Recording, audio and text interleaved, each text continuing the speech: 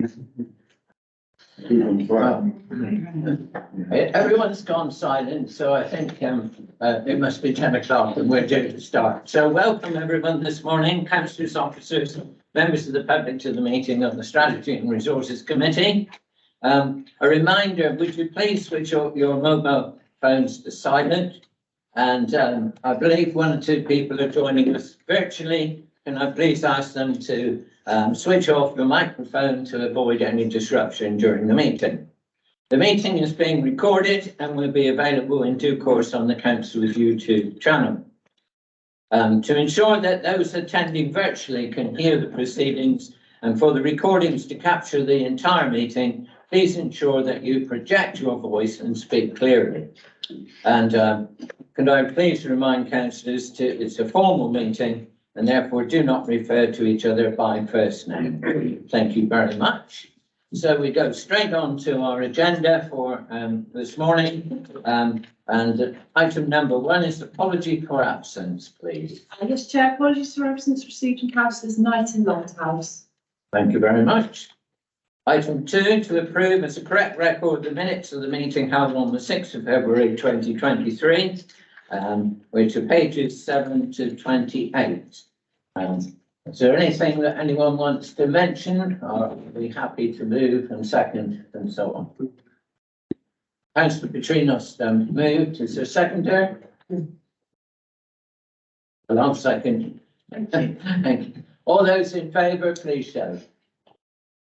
Thank you very much. Anyone against? Anyone abstaining? Yeah, Councillor Brown. Thank you. But it wasn't present. Okay. So item number 3, I haven't got anything to bring forward as a matter of urgency this morning. So I'll go on to item 4, declarations of interest. Have we had any declarations of interest? Yes, Chair, I have received a declaration of interest from Councillor Lisbia in regards to item 16, section 106, approval of funds. Okay, thank you. And that's in the capacity of being a public council. Can I make mine as well, also for the same item, but it's parish of Walsall? Thank you. Thank you. Councillor Pearson. And for me, item 9, I think, the community led housing. I'm not quite sure what sort of interest I'm into. So as a trustee of the, Yeah, because okay, yeah, I'm interested in that, the overall thing, but yes, it's just the. Yeah, thank In you. that case, I'd better put the CLT and we'll look at as well. Okay, thank you. Right, thank you. I'm not sure whether any of our councillors present might want to do so for item 7 on potholes.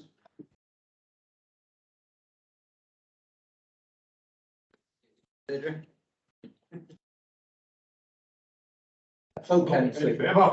co-council and people who are county councillors did. Okay. Right, moving on then. Item 5 is the to agree the agenda part A and part B. We haven't got any part B, so everything's straightforward on to part A. So we move straight on to item 6, asset and property management update report on Green Lane Shopping Centre. So I'm very much looking forward to hearing this. So we have a presentation this morning by Praxis Real Estate Management. Over to you. Thank you very much. Morning all. Hopefully the presentation is going to be able to go on the screen. Sorry, yeah. It's okay.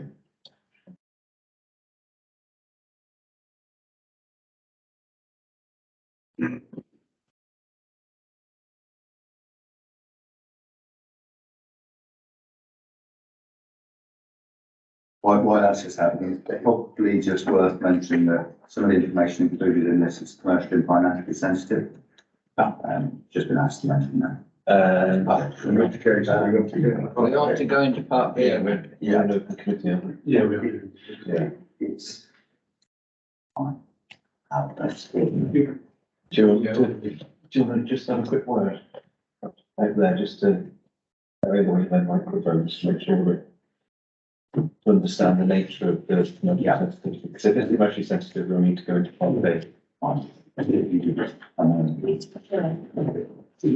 yeah, might be worthwhile. Apologies. No, that's okay.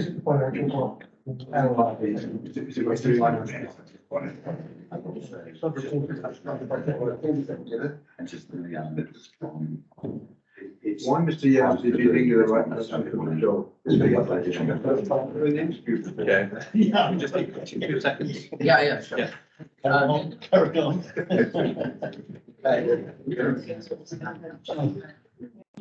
Because, Man United supporters in involvement. oh, shut up.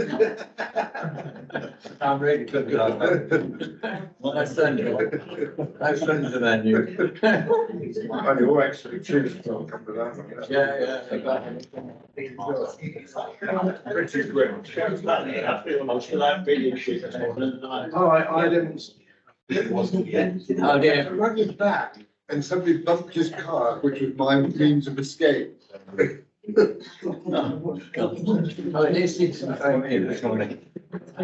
There was a low Swedes and It always comes together. Is it?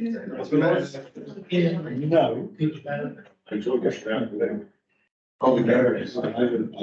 National one was beautiful. It's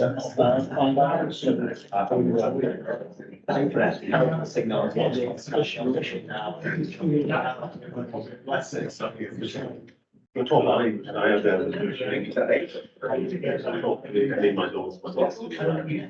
Have my presence on Wednesday at clients. All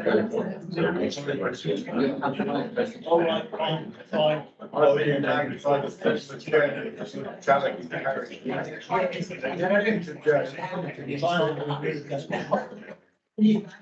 Big time. On me every day. I'm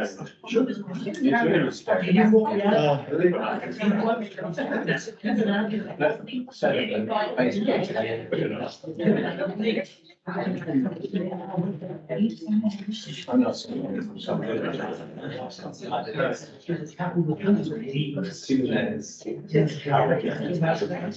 Yes.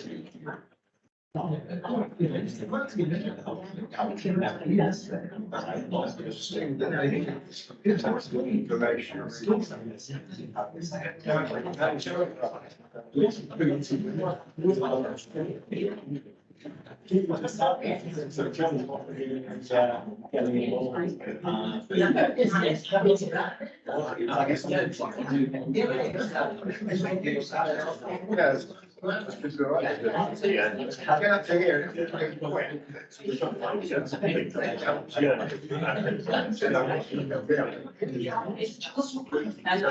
Together nice. Right, coming down.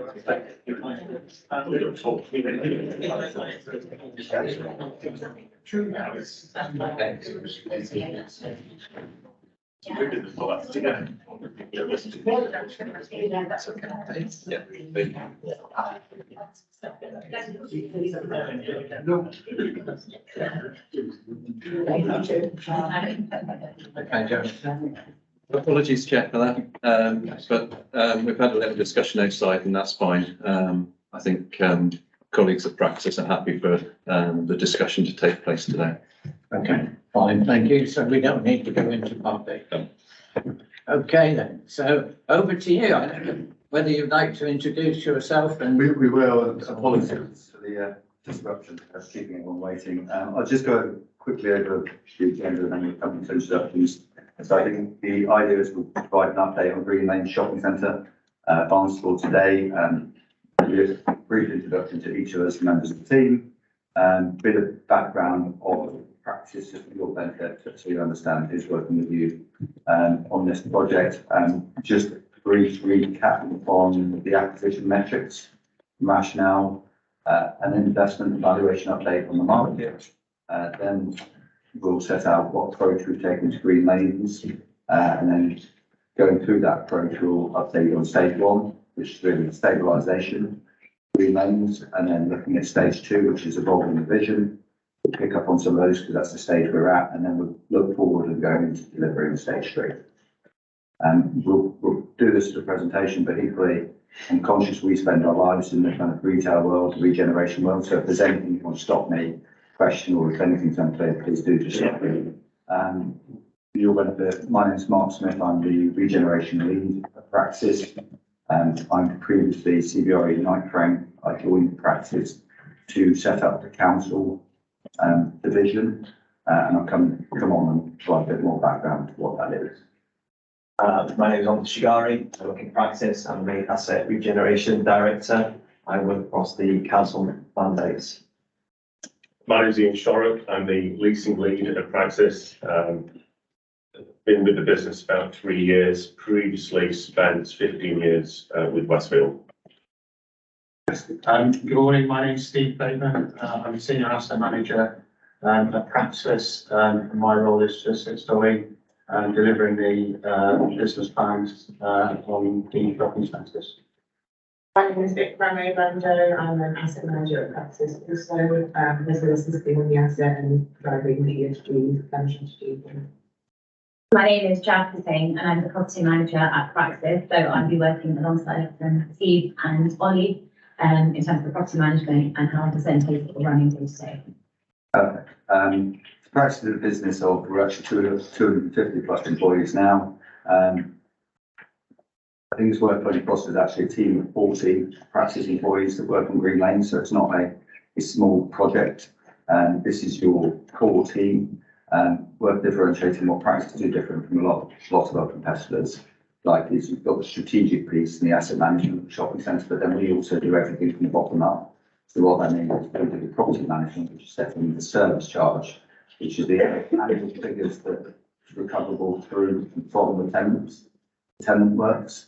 We then also employ all the on-site staff. That includes the centre management team and also right down to security and cleaning. So we take full responsibility for delivering everything.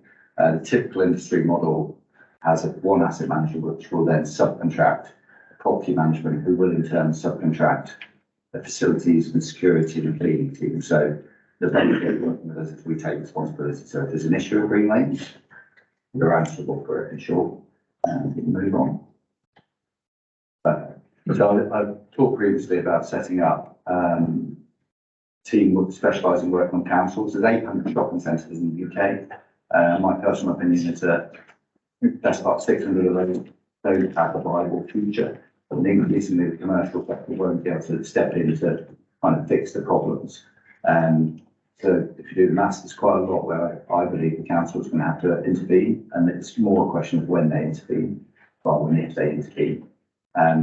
On that note, we're now working fully retained with 8 councils on the management of shopping centres and their wider town centre. On top of that, we've got 11 full regeneration projects. That's where we're looking at repurposing shopping centres, bringing them into alternative use. We also manage commercial mandates, so that's 11 shopping centres and town centres which we manage for commercial investors.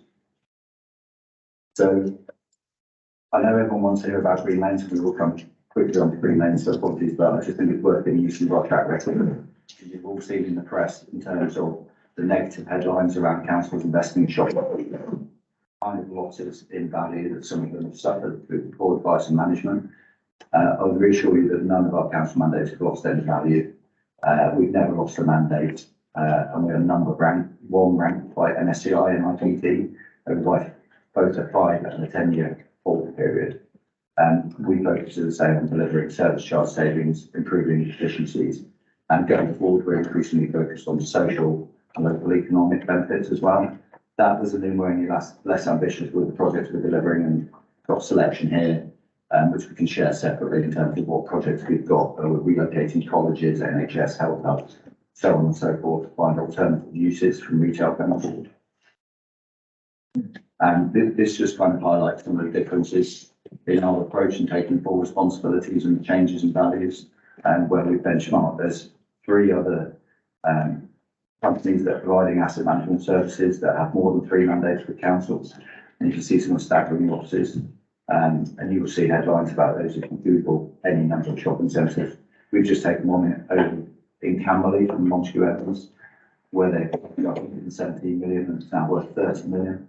So we've been brought in to stabilise that, and likewise, we've been brought on board with Barnsley Council on the Alhambra Centre, where they had a redevelopment project that were told would cost 70 million, 250 million. We've now been brought in to go and get those costs under control. Just wanted to touch base on the acquisition metrics and rationale of you acquiring the centre. So it was acquired in November 21 for 8.2 million. And in your report, you identified that obviously it was a once in a lifetime opportunity to acquire this scheme. Obviously you're doing a number of exciting projects around the town centre, and this was a great opportunity.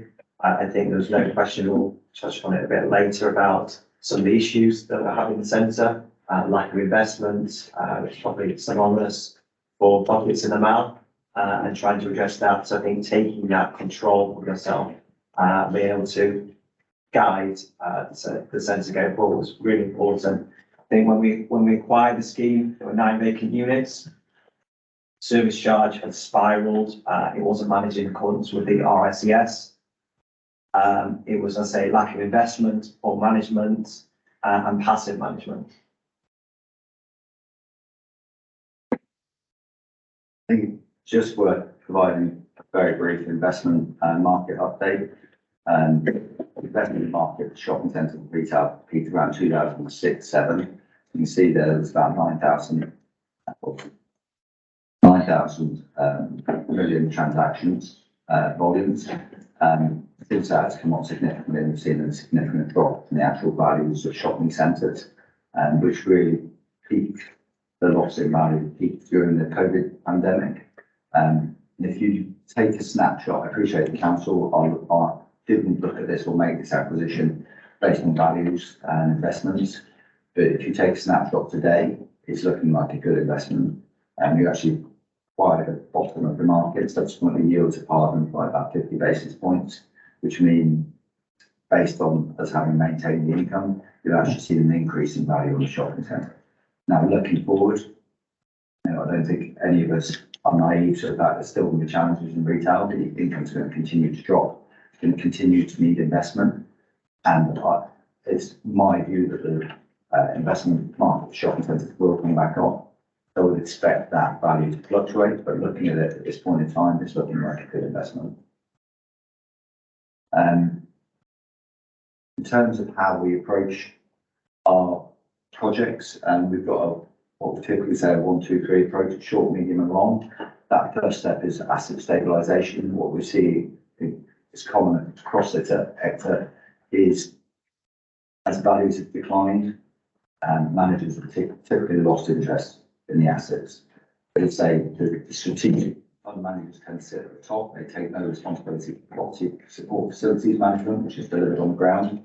So what we see is spiralling service charge budgets, which we saw in Green Lanes, no investment into the asset, or a lack of investment in passive management. So the first step is get in and stop the cash flow in a tenancy position from continuing to drop and get it back under control. Once we've done that, we start to look at evolving the vision and understanding what the art of the possible is. This is where a number of councils have kind of gone wrong, in my opinion, and that's largely due to poor advice. It's where you have architects, plans and CGIs that show a grand vision of what it could create, but they completely disregard the actual demand that's in place for the fundamentals of what's on the ground, and also the value and the challenges with getting to that position. So we're in the stage with Green Lanes where we've stabilised the asset control that we'll come on to. We're evolving the vision, and then finally it's about delivering and actually making sure that you get best value when it comes to delivering that vision. And then going forward, we don't stop, we keep to evolve the vision, make sure we keep focused on the actual cash flow, and keep going forward with the delivery. Oliver will now go on to Green Lanes, and I'm sure that's a bit that you want to hear more about. So as Mark said, I think when we acquired it in 2021, as mentioned, there's a number of snapshots: failing centre, passive management, lack of investment, high vacancy. I think from our point of view, what we do with every asset is we go back to basics.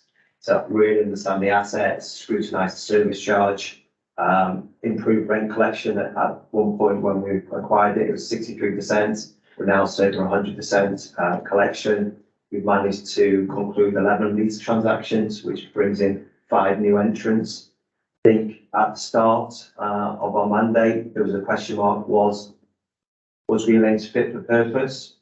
I think we've seen a number of towns and cities, it's massively oversupplied of retail. So there's a question mark before we start investing in the bucket, repairing the roofs, removing the buckets, and actually investing that money. Does it work? I think we've proven that at the moment it has, I'd say the new entrants have brought to the market. As I said, This is on to the Evolve vision. I think that point makes really fundamental in terms of, when we first took control with the vacancy increasing, the income falling, you see vacancy elsewhere in Barnsley. It's a question of, before we go and spend money on this asset, before the council goes and commits money, is the future of this asset retail? I know, when you acquired it, it was kind of to make sure it stays retail, but can we achieve that? And can we keep retail? Do you need to lose a limb almost in terms of going forward? And I think, that first step has given us the comfort and reassurance, vacancies drop, the income stabilised, that actually the future of the asset is fundamentally retail. I think also the key thing is to go back to engaging with every tenant, understanding their businesses. A number of leases were holding over, so we restructured those leases, secured a number of national tenants for long term for Green Lanes, again giving us comfort that actually we can go to the next step of actually wanting to invest in that centre.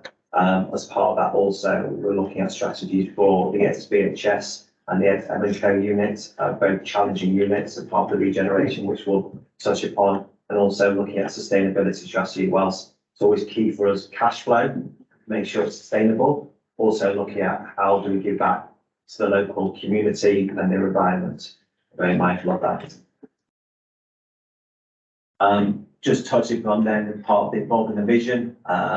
Obviously I mentioned a number of capital projects that we've been exploring. I think everyone probably knows within this chamber the issues that is happening at Green Lanes, in particular the roofs. I think since day one, the glazed atriums, whilst aesthetically look nice, they've failed. I think it's from day one. I think a number of panes have shattered in the past. You'll walk through and you'll see buckets everywhere. So it's a real issue that I think reputationally as well, it looks odd. So one of the solutions we've looked at a number of different options. There were 9 different options working with our building surveyors. And what we are proposing is that in terms of the atriums, we remove the pyramids. There's been a number of problems. One of them was, do we look to replace it like for like? The challenge, however, by doing that is forever having that issue of maintenance. Again, and do we really want to spend the best part of £1.5 million and a number of years? Bear in mind, you'll be holding this asset, intending to hold this asset for a long period of time. You still want to repeat the same mistakes that's happened before. So our proposal is to remove that pyramid and have a new ceiling installed with new LED lighting, and really look to improve it similar to like the main entrance, which has been refurbished in the past. I think it's worth saying that this is an increasingly common approach, removing these glazed atriums. And if you look at shopping centres, not that many shopping centres are being developed now, but similar kind of public realm works. They're not looking to put these kind of 1990s and 80s style glazed atrium above shopping centres. They're great for letting natural light in, but almost it's a repeated theme that you see them failing and see issues with it. So designs now tend to, and with the improvement in lighting, the improved efficiency in LEDs, you can get similar effect without kind of challenges. Yeah, the intention, I'd say, is on the pyramids to be removed, but the glass atria down the TK Max block, River Island block will remain, and then we're undertaking repairs. Another project that we've been exploring is the floor. The previous owners acquired floor tiles to replace the whole thing. As you probably noticed, they've only done the entrance area, so they've remained on site for a number of years. As you can, I'm sure, see, we've done patch repairs historically. We've done it, previous managers have. You've got yellow tape throughout. Aesthetically, it does not look pleasing. we've dealt with the health and safety, but again, another area, if you want to look at improving the look and feel of the centre, replacing the floor is probably a key crucial thing. It's the look and feel, and it's also the financial aspect, sustainability. I think because we've already got the tiles, you're not really expensive the tiles, you've got expensive fitting. But to kind of demonstrate to the retailers and keep the retailers the quality of investing in the scheme and improving kind of the actual feel of the scheme. For us, it's something we would strongly recommend moving forward. I think that's quite a key thing. I think at the start, we've said that we've stabilised the income and we've secured national tenants. However, it is challenging out there. The market is challenging out there from a customer experience as well. I think with the council owning that, there's probably expectation to invest in the centre. And I think to make sure it remains as a community hub, I think it's an important part, the roof, the floor, again, the look and feel from both a customer basis and a tenant to see that actually the landlord wants to invest. We therefore want to go help renewal discussions that actually they want to stay. And the landlord actually cares about that. I think that might be, if there's any frustration, I would imagine coming across from the Green Lanes project, I think the issue with the step one, the stabilisation, is it's very much focused on tenant engagement and getting the finances right, getting the kind of the detail right, service charge, but it's very difficult for the kind of customer to kind of necessarily see that and hopefully see the shop stay let and see the shops letting up. They don't see the kind of the cash flow benefits and the actual fundamental difference. They still see the buckets in the man, and I think, particularly these next steps, they'll actually be able to see some of the difference and some of the improvements in terms of the roofs, the replacement of the buckets with new roof, new lighting, and new flooring. I think that's going to be a really important stage. I addressed a number of the projects we're exploring. This includes changing places, which is about to implement immediately. Joy Street refurbishment and enhancement, trying to bring a bit more enlivenment. A number of meetings with the Joy Street traders. We're looking at ways to try and improve that. Metal seating, another one, as part of the flooring exercise. Once you've done the flooring, how can you improve the metal seating again? Improve customer experience, be able to sit down and enjoy and relax. General decoration is another one, both internally and externally, and then also the entrances as well. Previous landlords have obviously spent a lot of money investing and enhancing the refurbishment of the entrance where lounges are. There's an opportunity working with architects to look at the other entrances as well.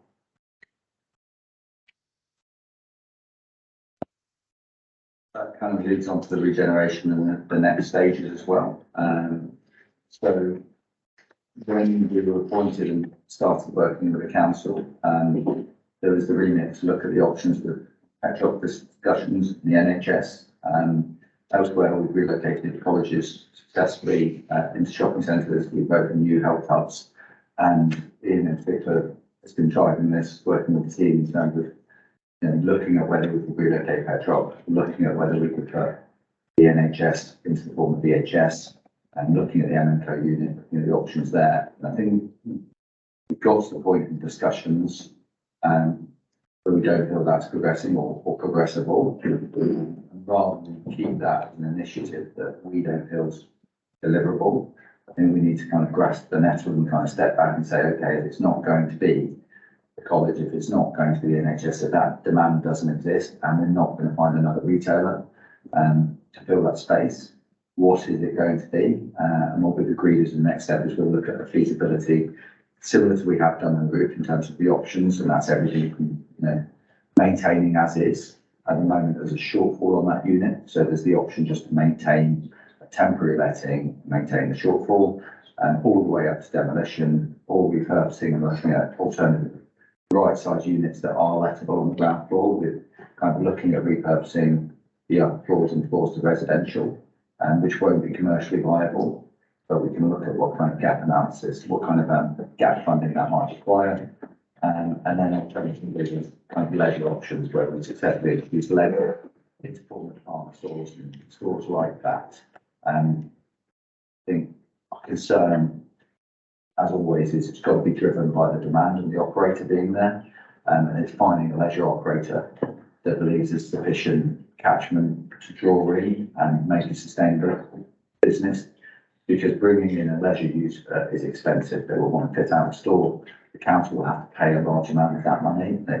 Again, they won't pay a big rent and they will want rent free. So it's just making sure that what you don't end up with is a bill for £2 million and then the unit being vacant again in kind of 18 months or 2 years. So we're going to set out all the different options with our recommendations and the viability and sustainability of those working forward. Talking about sustainability, obviously, as I mentioned before, one of our key aims is cash flow, making sure the financials, but equally, we see that this is a very important part of our remit is sustainability. So we are looking at a number of initiatives. There's a number of them on the board. That includes installing solar panels. We've brought on board in practice a head of solar. Identified there's opportunities to put solar panels on top of the car park that hopefully will be able to be sustainable. And obviously going forward, there'll be a payback within 3 to 4 years. We're still analysing that, but hopefully able to put forward a recommendation about installing solar panels. Other things we touched on before about lighting, improvement of LED lighting, that only aesthetically that'd be more pleasing, but more energy efficient. We undertaken, not us, but there was a decarbonisation report. Green Lane puts out circa 80 tonnes by installing solar panels, doing the initiatives of lighting, EV charging as well, looking at heat pumps for heating. We can all, the aim is to drive that down to net zero carbon emissions. I think this is a really, from my understanding, there's some concerns when acquiring Green Lanes about the lack of sustainability and environmental position with the centre. I think this is a great example of this work is being done by the private sector, but it wouldn't have happened in Green Lanes. And actually, if you're long-term holders, it does provide quite quick payback, so it makes sense financially, and it's also a great story in terms of improving the sustainability and environmental performance of the centre. I don't know if there's anything you want to pick up on this or anything you haven't already picked up on, but it's really the delivery stage. So the next steps, if we can we've shared the report into the room, we've shared our recommendations on the flooring, and we've shared the environmental report. So I think the next step is to review what the council wants to deliver and what its priorities are and how it wants to manage those through. These all require investment, we recognise that. And you might not want to do it all at the same time. So it's just agreeing, what the next steps are. I think for us, it's getting the atrium replaced and getting rid of the buckets in the now. We can kind of move forward with that. We can go to procurement consultants that actually get the works done. You can be looking at that work having been completed within the year. And likewise, once the roof is done, we'll do the flooring. We're done with the flooring before we've done the roof. So it's looking at the next steps and the long-term vision, the next challenges. But if there's any questions or anything to pick up, I think that's everything. Okay, thank you. That was quite interesting to say the least. A few things that need doing by the sound of things. Did you want to say something in this stage, John? Or shall we ask? Happy just to give members a quick update. Obviously, as members know, when we brought the business case to all members at full council, we also set out a capital investment strategy as well, alongside buying the centre itself. So that initial period, obviously that first 12 months, we wanted to get stability, as Mark and Ollie have set out, to make sure that the centre has got a stable footing moving forwards. What we did build into the capital investment was around £2 million additional capital enhancement that would come forwards in the future. So that is built into the capital programme plans. Most notably, that was around the roof and the flooring. I think as Mark and Ollie have set out, it's those physical changes that people see, obviously, that they haven't obviously seen at the moment. So for retention of tenants, attracting new tenants, that investment is obviously going to be key moving forwards to make sure that we can attract and obviously retain the cash flow that's currently in the centre. So we currently have around £2 million in the capital programme for capital enhancements. Some of that we are using on Unit 47, which is the LKFC unit, to make that entrance and attract a new tenant into there. That's using a small proportion of that, but there is obviously a significant capital budget there. So I think that's the key thing now, is that next stage to invest in the centre. We did buy it for the longevity, so we didn't buy it just as maybe like a pension investor where we want obviously looking for a quick return. Our strategy was one around longevity. So the next stage now is obviously that capital works to take place. SMT considered those proposals last week in terms of a bit more of the detail. Now it's obviously moving on to the next stage. I think the link with the Joy Street traders is important. Obviously, we've got a lot of work going on with the Future High Streets Fund, and obviously the Bowerport Street area, and obviously Butchers Row and the Pannier Market. Then we've got Green Lanes, and you've got Joy Street in the middle. A business support event that I went to a couple of weeks ago, where we presented the council's financial plans. Quite a few of the traders in Joy Street were there. And obviously one of their concerns was that we've got investment in Green Lanes, we've got investment in the other side with the Future High Streets Fund, and they're stuck in the middle. So I think that engagement, the signage, and providing that link between the Future High Streets Fund and obviously the Green Lane Shopping Centre is crucial for the Joy Street success as well. But I think the stability of the centre is key. As you recall from when we presented the budget last month, we talked about the Green Lanes financials and obviously the return it's given the council, and that stability with the cash flow into next year is obviously pleasing as well. So I think it's a really positive story for the council. I think members obviously took a brave decision buying a shopping centre, but it's washing itself financially and operationally as well. Thank you. Members, your opportunity to ask questions. Councillor. I start, Chairman. You may be allowed to answer this one. What do you see as the lifespan of Green Lanes itself? Because at the end of the day, it all needs to stack up. And where do you see Green Lanes going forward financially? And what changes may be needed to achieve that outside of new lighting, flooring and roof? That's a good question. Tough question, I would say. I think that, I mean, if we look what's happened in retail over the last 5 years, let alone 15 years, I couldn't say I foresaw that. I think the world is changing very quickly, so it's very difficult for me to honestly sit here and say, this is the future of Green Lanes, this is the future of retail. I think what we're trying to do is focus on, making sure we're managing the current position and the kind of medium-term position as best we can. And what we can say, and what we said in the presentation, is that we're reassured by all of our tenant conversations. Vacancy's gone down, let more units, and nine new lettings in total. Five new entrants, 9 deals. So I think from that point of view, but there are challenges ahead. There's an important conversation we have with TK Maxx. We know TK Maxx tend to be increasingly looking at out-of-town stores. So we need to get that conversation right. Likewise, Wilko, very ahead in the sand, but from our point of view, their conversations we can have and their tenants we can keep at the right investment. Then there's the kind of future around, car parking, what's the future of car parking? And there's the future around VHS, which we've discussed as well. I mean, the building itself, with the change which we're looking to make, it will be fairly well future-proofed, as best as it can be. I think we'll be putting ourselves in a position. So what it looks like in 30 years is not what I can go out and say. I think one of the key things also what we're trying to do is create a community centre. Yeah. They're not just relying on retail, giving people a reason, I think across all these centres, giving people a reason to come into the town, giving people a reason to come into the shopping centre. So it's not just relying on retail, I think leisure.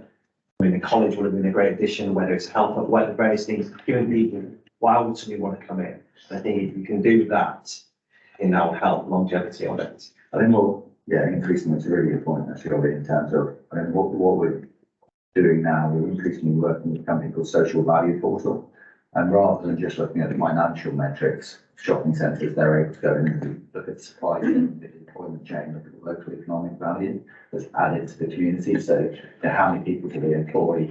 How many people use it as a facility? And that's something we're going to look at going forward with Green Lanes as well, and we do it on a lot of our other council mandates. So it actually gives you a clear picture of what's it generating to the economy, not just So what are the benefits, you know, because we all know that there are places, I've no doubt if you hadn't intervened in the next 5 to 10 years, it could very easily just become another ghost map, an empty shopping centre with no tenants in, and then it would be very expensive to repurpose with no impact as well. Thank you very much for that. So one last question, because you mentioned you had 9 vacant previously when you took it over. And you said that you've got 5 new entrants. I'm just wondering, where's the shortfall before? Sorry, the short. Yeah, exactly. You've got 4, basically 4 units which you're not in use yet. Yeah, so 9 vacant, 5 new entrants. Yeah. So now you're going to achieve the other. Well, technically, they're occupied with panning market operators on a short-term basis. I think from our point of view, we'll have to refurbish some of those units, again, not a lot. And then it's about marketing and working with Ian, with our joint agents, trying to attract new entrants into that scheme. Thank you very much. Thank you. Thank you. Okay. Councillor Crabb and then Councillor Pratt. Might be a question more for John, and I don't need specific numbers because that would be complicated, but in your presentation, the planning market, you gave some dire rent predictions, which are realistic. Yeah. Do you know how your rent things have been stacked up against that? I'm not looking for numbers, I'm looking for like, better, worse, that sort of thing. So when we presented the original business case, we looked at it over short term, medium, long term, and obviously those projections took into account significant reductions in rent, because obviously we were making assumptions that when those rent reviews were coming up, that they weren't going to get let on the same terms that obviously they were previously let on. So the cash flow forecasts that we then built into the budget for 22-23 are in line with those. So in fact, slightly better. So that's positive that we obviously what we originally set in the budget was being achieved. Similarly for the 23-24 cash flows, obviously car park income slightly increased because the prices will go up similar to our other car parks. But again, that's in line with what we originally built into those cash flows. So when we presented it in, I think it was June 21, we set out what we thought it was going to be in 22, 23 and 23, 24, and what the return is looking like is in line with that, if not slightly better. So short term, it's in line. It's a crystal ball exercise looking obviously significantly into sort of the 5, 10, 40-year period. But working closely with Praxis, and Helen and the team work very closely with the guys at Praxis. That strategy moving forwards is about being flexible. So it may be flexible uses of those units to make sure that we can have a fully vibrant centre rather than having empty units, because it's about footfall. If we can get different types of footfall coming into the centre, that makes it a lot more attractive for the businesses to be able to retain and stay there, and also attract new businesses coming in as well. Thanks. Right, Councillor Pratt. Thank you, Chair. You mentioned TK Maxx and you talked about Joy Street. I think at the time, and I'm probably I was involved in the process, that there's great debate about how the Joy Street frontage looked architecturally, but no real attention to it practically, was there? You know, I mean, originally some of the shops did have access to Joy Street. I mean, what I'm reading now is there a project there?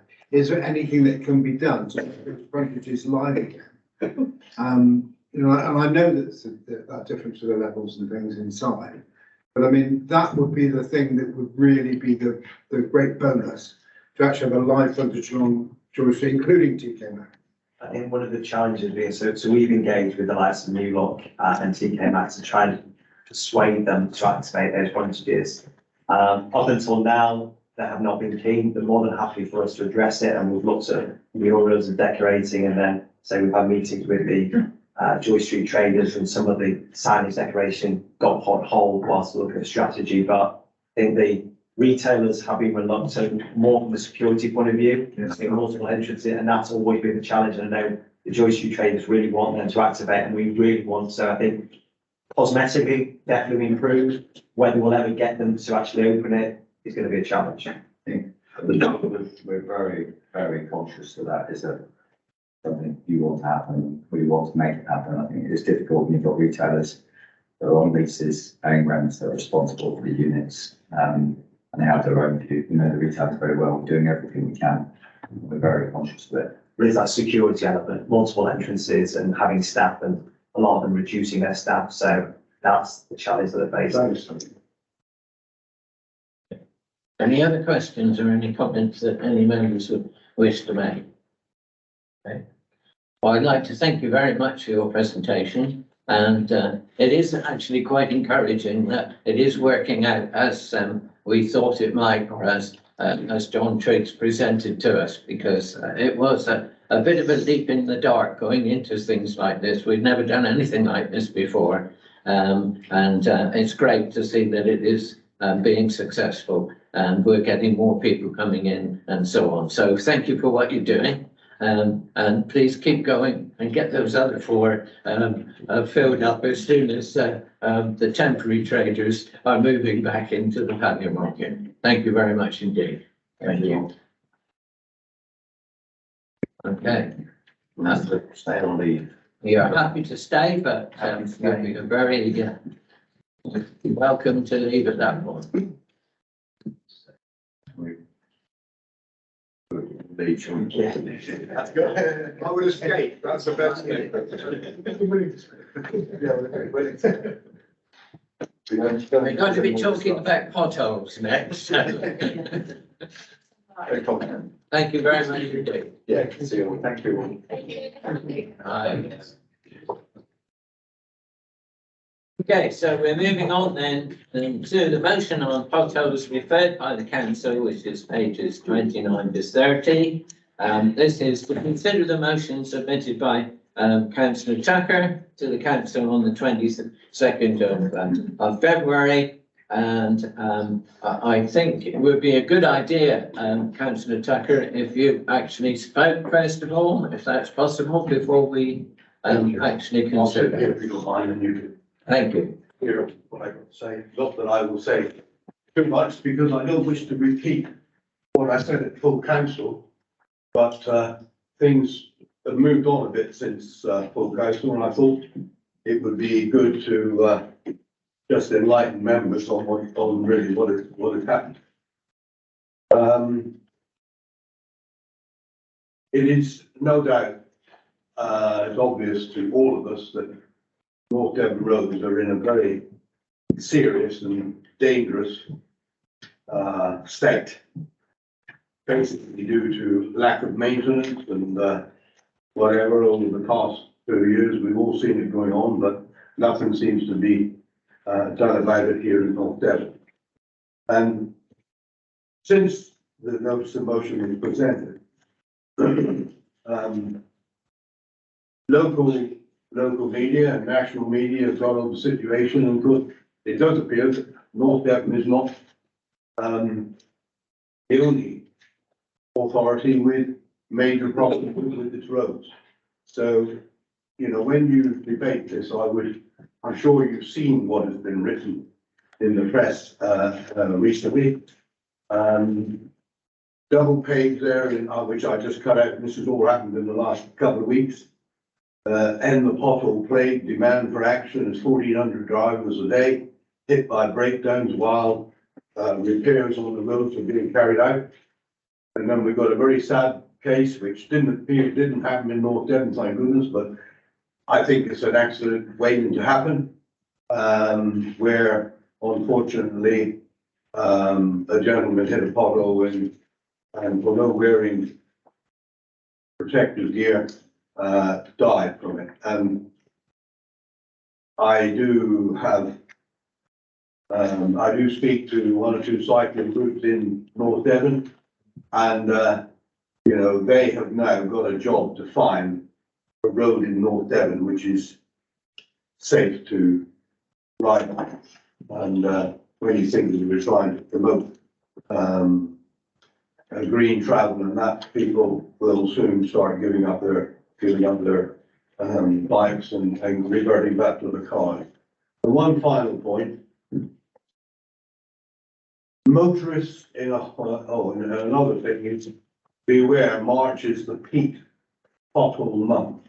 Now, I've heard a couple of statements from Devon County Council recently saying that the potholes are mainly due to the wet weather and the frost. Well, they must live on another planet, because we haven't had a lot of wet weather. We have had some back along, but and frost. We've had this winter. We've had I think, about 3 or 4 nights. So if we'd had frost like we had in the 60s or 70s, then, you know, we would be driving down farm tracks. Well, they're nearly farm tracks now, but we'd be driving down farm tracks instead of road. And, you know, I think one of the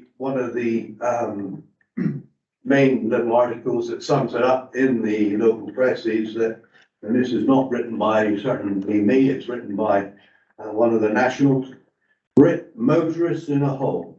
Britain's roads are a national disgrace, blighted by potholes. Some so large they could be issued with their own postcode. This problem may seem small beer for a government tackling the cost of living and Mr. Putin, but motorists face 1,400 breakdowns a day due to craters in carriageways.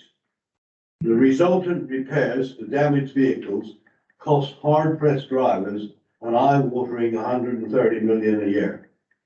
This is scandalous. Isn't it time the Treasury put the billions in clause for motorists towards repairing our roads? Thank you, Mr. Chairman. I'll stop there and listen to your debate. I'll give you this if you don't mind, because whoever writes the letter to the people, you've got it in your notice of motion, who I asked to send the letters to, but whoever writes the letter may want to refer to some of those national concerns and not mine. Thank you very much. Thank you, sir. Members, anyone would like to comment? Sorry, actually, Didn't necessarily want to refer. you don't want to be first. Chairman, becoming a personal interest because obviously I am a county councillor. It's very topical, isn't it? I did support Councillor Tucker's motion at council, which came here. But on a basis, this is not core business for the district council, but I do think that it is perfectly right that we help the county council understand the problems that we all have. And it's not just North Devon, it's right across the county, not even just the county. In fact, that this problem is constantly in my inbox. The county councils have been lobbying on this basis strongly for as long as I can remember. And I did mention the other night at council that I also remember lobbying the then leader of Devon County Council, also leader of the district council at the time, back in the early 2000s on the very same issue. So unfortunately, poor old highways, you know, they're a poor brother or sister to all the other big spends, social care and everything else, aren't they? And less, the duty is less. But how do we get to care for our people if we can't get up the road? And I have a number of bits of road where I'm having problems with ambulances being able to get up and carers being able to get up. I'm really struggling to find a resource to deal with that challenge. And we have our MP in a room, and no disrespect to her at all. And yes, some discomfort there perhaps. But I do think we can support this. I will be supporting it, but Chairman, I think we need to widen it. It's not just potholes, is it? It's about general state of highways. Potholes, there is money in the budget. You know, people report them that they are filled, but they're filled with coal tar because it's quick and easy. And soon comes back out again, to be honest, doesn't it? Yeah. What we are lacking, and Selene knows all about this, and I have mentioned it. The government were funding the whole country, the highways authorities, with a pothole fund, it was known as, but it was used for patching in this county, and it was paid pro rata on the amount of highway we had within our authority area. Devon did well out of it because it's got an awful lot of highway. 25 million a year it was, and we were making progress. We were making progress. But unfortunately, that wasn't put in the base budget. And so 2 years now, we've not received that. So that's 50 million down on the 2 years. And I can tell you from my perspective, that has made a huge difference to what I can achieve for my residents on the roads. Drainage, not just potted patching, bits that have gone beyond potholes. You know, there are constant requirements, even in residential areas, to look for something beyond repairing potholes, but to actually have a patch. So it's dear to our hearts. It's affecting us all personally, and I think that we are perfectly justified in asking Camp Council to work a bit harder on this issue, not just lobbying government for further funding, but also work harder on it themselves. There is a couple of extra million gone into the revenue highways maintenance budget from county's resources. That doesn't make a lot of difference when we've got a 15% average inflation on highway related activities. So we're probably only standing still at the very best. But Chairman, we do need to raise this issue. We do need to support this, and we need to look for more resources.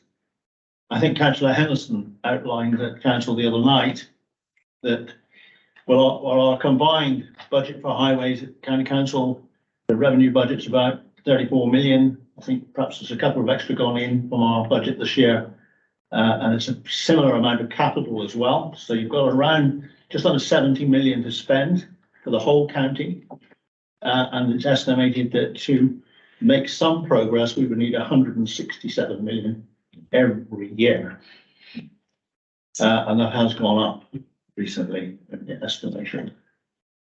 So, Chairman, I'm happy to support, but I would like to broaden, if Councillor Tucker's happy. It's not about potholes, sir. It's about highway maintenance and all those parts of it, because the other aspect of not having enough money in that budget is there's not enough people there to deliver it. So there's not enough. When I started County Council 2000, South Molton Parish had a highways maintenance, had a highways neighbourhood officer itself. South Molton Rural had another one for the rest of it. Every other division had one. Now the highways maintenance, the highways neighbourhood officer for South Molton, he does the Cholmondeley division, Cholmondeley Langley division, South Molton Rural, and South Molton, and it's not possible to actually oversee and deal with that himself. And that's where we are, right? So, Chairman, I'll leave it there. Thank you very much. I will be supporting, if we can adjust broaden that a little bit from potholes to highway maintenance. It actually does say in the motion, the lack of funds for road maintenance. The government ministers also so that potholes can be repaired and roads resurfaced on a more regular basis. So it's actually already in the motion as far as I can see. But I do know that it isn't just a North Devon problem, but it seems to be particularly bad here this year. I was at Bow yesterday, and roads at Bow are absolutely shocking as well. But having said that, a couple of weeks ago now, I was in Cornwall, and I didn't see a pothole. You know, it was a big difference, to be perfectly truthful. Anyway, Councillor Crabb was first, and then Councillor Spear, and then I think Councillor Lane. Is that right? Yes, thank you. Thank you, Chair. Just going to bring a little context to it, really not to be, it's not intended to be controversial. Just there has recently been a report on the UK's highways. I should really know the name of this report, but I can, but I'm sure it's Googleable. There are 5 different directions that the highway network can travel in. Something like gradual improvement, and there's a status quo, there is managed decline, there is total decline. And it is estimated that across the UK, well, certainly across England, I don't know if it's England or the UK, £1.6 billion is the difference between managed decline and improvement, which is nothing. I mean, it's peanuts. I mean, that's sort of what the NHS spends in a couple of days.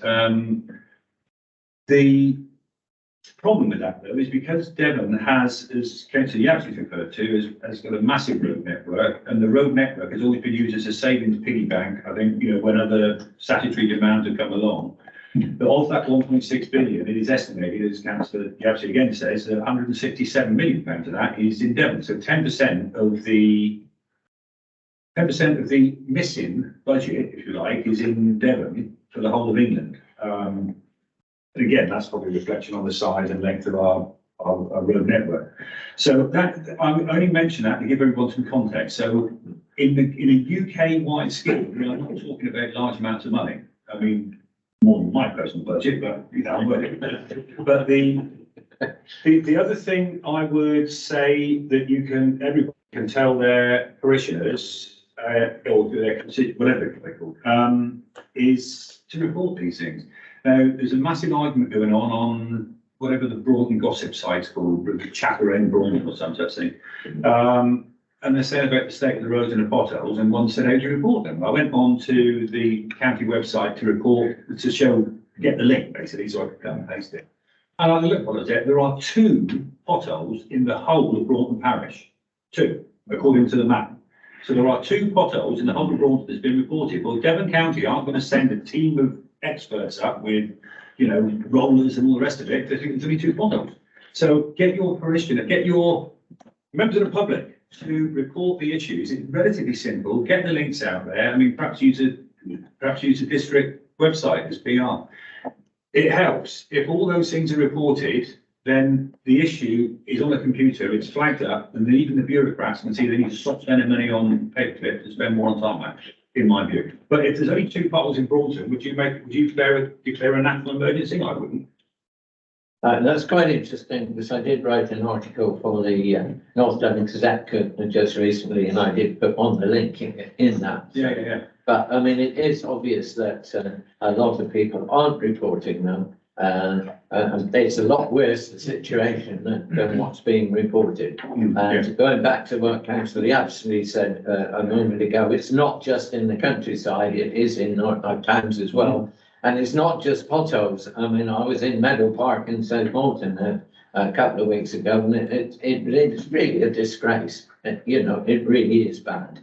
And it needs something doing to it. But I'm sure it will be in the programme sometime, but when, I'm not sure. Okay, Councillor Spear, I would give it. Yes, people in Broughton are fed up with reporting them because they don't get done, or they're not the right size. But I know our parish clerk is constantly reporting them. Maybe we should get it out there and then keep, you know, putting them more. I support this motion. On the way here this morning, it reminded me how bad some of the, it's not potholes, it's ruts that go, and our car is really low and it's going to wreck it soon. I know it is. So I'm beginning to try and find another route to get here, Chairman. So I don't know. So if we can't get here one day, you know what's happened. But I support the motion. Thank you. Councillor. Thank you, Chairman. Chairman, I totally support Councillor Tucker. I mean, there's no ways, but I actually do with the side to myself. In North Devon, I would say it's one of the worst places, probably, I've done a lot of cycling, but one of the worst places around. And to be honest with you, as soon as you go into Midland or you go into Somerset, the roads seems to be better all of a sudden. In quite honest with you, the reality is, they don't need to carry out repairs. I mean, as I've seen the Devon County Council carry out repairs, 5 minutes later, the tarmac's out again. So there's nobody checking or doing a proper job on the repairs. So I think they need to address the issue of repair itself because it's all costing us money. But I mean, to be honest with you, North Devon is, I think, as an area, it's getting worse and worse. There's no tweets with that. And I think it's time that Devon County Council come down this area and look and see what needs to be done there. Personally. Thank you. Thank you. I've got 3 people who'd like to speak, but our MP is here today, so I'll hand over to Councillor in this case, or our MP. Thank you, Councillor Warden. And obviously I wear multiple hats, and I'm hoping by being here today I can save you writing me a letter. at least, because I have already contacted Highways. It's the number one issue in my inbox for local issues, which given all the issues the country is currently dealing with, I find quite remarkable in itself. So I have already written to Meg Booth, who heads up Highways, and I met with Meg when I was first elected. Potholes was also a huge issue that first winter of 19 and 20, and went through with Meg. Meg's biggest ask is for a long-term funding settlement for her roads, that one of the challenges is it's a very firefighting piecemeal approach because the funding pots she's given are annualised, whereas she needs a full one. And just to give you some reassurance that we have as your MP here, but across Devon, we were with the Chancellor last week from Devon and Cornwall, and 3 Devon MPs raised it as one of their top 3 finance asks going into this budget next week.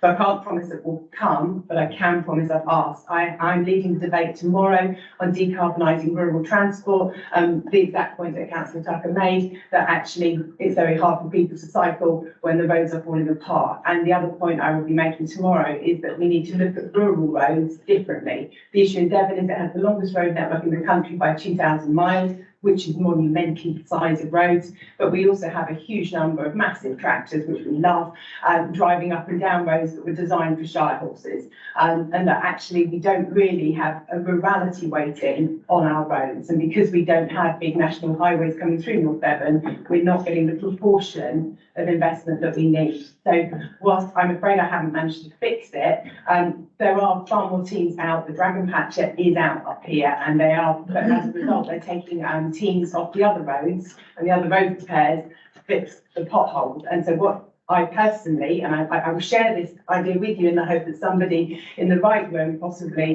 Councillor Yardley, may be able to share. I discussed it in the tea room with colleagues at Westminster because it is a national issue, and other councils have looked at different schemes as to how they might fix it. One council has actually popped on the bottom of their bin lorries a camera system that works out if a pothole is going to fall. So rather than wait until the spring when you've got a whole load of roads full of potholes, they've identified them ahead and actually done the road repairs ahead. So I've no idea if that's viable, but I just hope there might be some other best practice given that it isn't just here. But please feel free to write to me, but I did want you to know I have been listening and I am pushing for it already for you. Thank you. Thank you. Councillor Petrinas and then Councillor Pearson. Yeah, thank you, Chairman. Yeah, obviously I'll support this. And it's kind of hard to imagine, it's less than a decade ago, that potholes in the road were rare. We've become so used to them now, we become immune to the damage they're doing and the way that it's kind of degrading society. One of the, because of this, I've been reporting potholes for years, like Councillor Clem has suggested. But I've kind of noticed that the reports I put on the county highways slide disappear much more quickly, which might explain why there's only 2 reports in Braunton. There's clearly a difference in the way that the reports are being managed. I've also had responses coming back saying, I can't find it. Great big pothole in the middle of a single lane road. And then they say they can't find it 3 times in a row. Very strange. So, I mean, I can understand that this is probably because a symptom of the pressure of the services under, but it's not reassuring to hear Councillor Yardley say that it's going to deteriorate by getting up to 100 million quid a year, effectively, from now on, because of the lack of available finance. Thank you. Councillor Pearson. Thank you, and obviously I support this too. Following up on what Councillor Petrinas has said, 10 years ago we didn't see potholes. 10 years ago things were funded differently, generally. Right? We didn't have little pots we had to bid for to do this and little pots to do that. And we have constantly, in North Devon, when there have been pots, had smaller pots than anywhere else as far as I can see. We're always the second one to think, another thought, a later thought, an afterthought. So yes, I will support this, but I think we should be looking to pushing for funding to be returned, proper revenue funding to return to council, so that we can actually long-term determine the best way to spend the money for the people that we're representing. Thank you. Anyone else like to comment? Yes, Councillor. Thank you, Chair. After the comment was made by Councillor Pratt, and I respect a lot of things he says, they're very important, but I think in this particular case, he was talking to someone away with various. What also worries us now is we report potholes, and we get a message back, they don't fit the criteria to be dealt with. One classic example, within the last 10 days, my fellow councillor reported one and got the message back, it was not, no need. What she then did, she phoned around with 2 or 3, or what I call people who very relied on this. And when they phoned into the county, within 48 hours, it was dealt with. So things are going wrong. The other issue is the issue of drainage. And the drainage systems have not been like it used to be in the days when we had landsmen who could do the local job. And it was cost effective, that or when. So it's changed enormously since the long, going back to dark ages of the county council, and it's just getting worse. It's just not a pothole issue, it's a whole row of because the situation with the gutters is crazy going away there. Cars are having to pull out not to get into it, and the vehicles big as they are these days. I'm very glad that our MP is going to bring this issue up. Because once upon a time, he said we had as many potholes, I think, as Belgium, but that was a slight exaggeration. Other than that, we are. And the other thing, I seem to remember about 10 years ago, they weren't going to do anything at all about those lanes in the countryside, like places going up to Bullerbrook and in Bolton. I hope that's not still the case, because otherwise it's catastrophic. Thank you, Councillor Spear. Councillor Wilson. Yeah, just very briefly, my own area, our county councillor has said that they prioritise, which I tend to understand, prioritise where the potholes are going to be repaired. So A-class roads are going to come higher up the list than B. But it's not a lot of good if you live in a rural area that doesn't have many A roads. And if you've got B roads that aren't being repaired, they're getting worse and worse and worse. You know, a stitch in time is what's needed here, because it's going to cost so much more to repair the B roads, and they're not being looked at. And I think it was our MP said about, you know, it's a delight to see tractors and whatever going down the B roads. Yes, it is, but they're the ones that are causing the damage, and they're not being repaired. Thank you. I will say this, the North Link Road was shocking, but they have actually repaired most of the major potholes in your area. So well done for getting that done. But having said that, you know, there are still loads and loads of potholes around, unfortunately. That 2 more this morning. 2 more have been reported. Yeah, so Broadford has doubled its efficiency. I think it gets overloaded, that, the site. Okay, right, well, we've got a motion before us. As Joe is actually not a member of this committee as such, I'm happy to move the actual motion if members are happy with that. And you would like to second that? All those in favour, please show. That's unanimous. Thank you very much indeed. Thank you very much for your motion, Joe. Thank you. And our MP for attending. Okay, so we move on then to item 8, the rural settlement list. And Sarah, you're going to present this one to us. Yeah, thank you, Chair. Morning, councillors. This is just the annual rural settlement list. The rural rate relief scheme helps qualifying small general stores, post office, food shop, public houses and petrol stations have additional business rate relief in rural areas. Those rural areas of less than 3,000 people. That list is on page 35 and 36. That list has remained they're saying for a number of years. So it's just really seeking that members approve those reports, so we can apply that rural rate relief for 23-24. Thank you, Sarah. Councillor Spear. Just a little question, Chair. The village of Knoll is in Brompton Parish, and it does have a separate section in the local plan. But I assume then, because it's not mentioned here, but it does have businesses, it's within Brompton, through Chair? Yeah, Knoll is actually part of the parish of Brompton, Yeah, isn't it? So it would still be classed as the parish of Brompton, even though it's left out. Not left out. Thank you, Chair. Right. Okay. Any other questions? Yes, Councillor Lane. Is there a cap? Is there a cap on the amount, before you get rural rate relief, before you got to pay it on, in like, for instance, in a parish like Langley?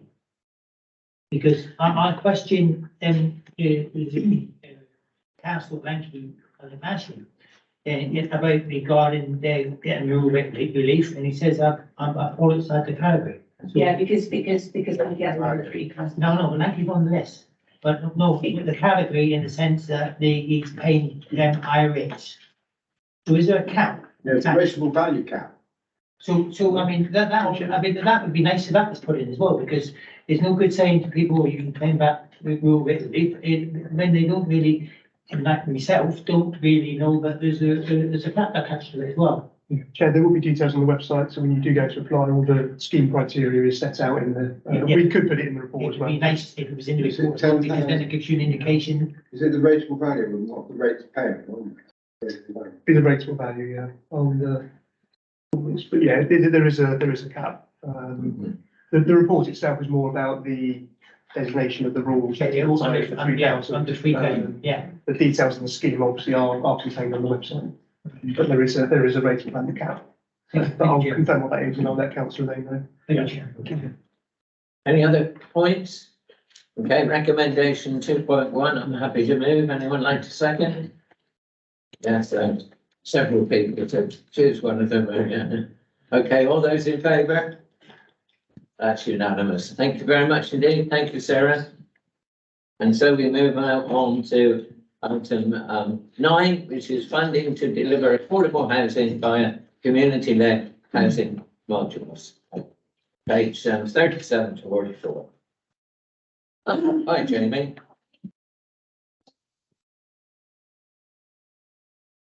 So just to give you a bit of history, we've used around £750,000 from the Community Housing Fund. We put in commuted sums and match funding from the council.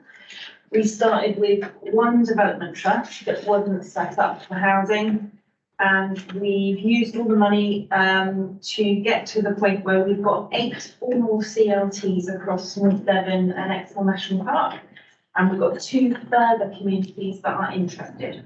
So in our pipeline, we've got 9 community-led housing schemes, and their pipeline totaled 141 social rents.